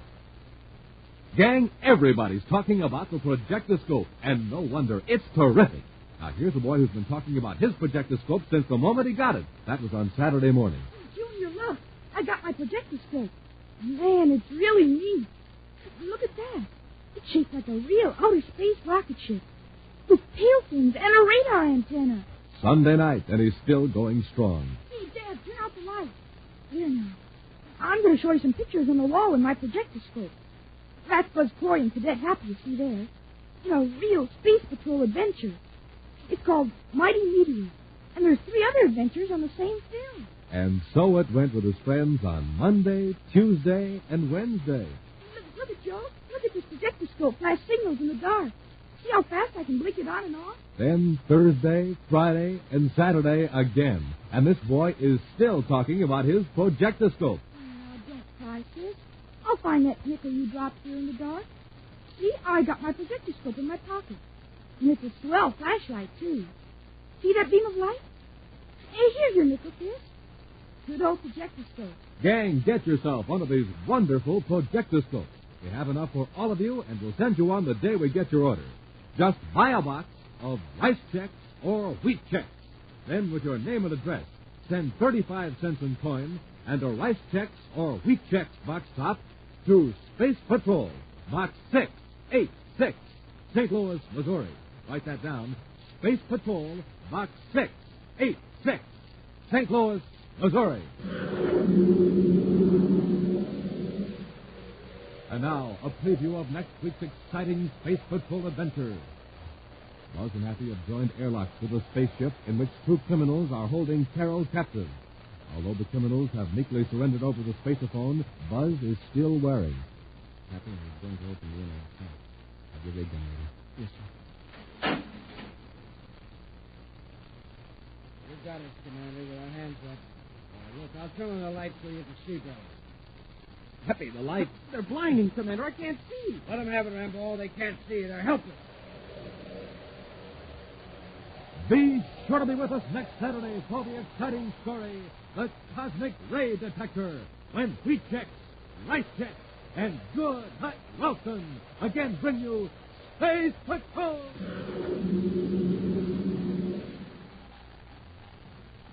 Special bulletin for boys and girls in Indianapolis, Indiana, and Washington, D.C. Buzz Corey's own space battle cruiser, the Ralston Rocket, will be in your area next week. Don't miss it. The Ralston Rocket.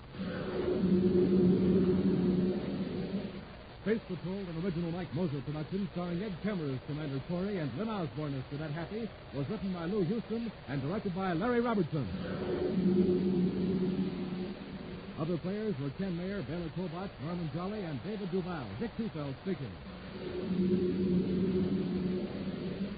Now, don't forget to tune in next Saturday and every Saturday when wheat checks, rice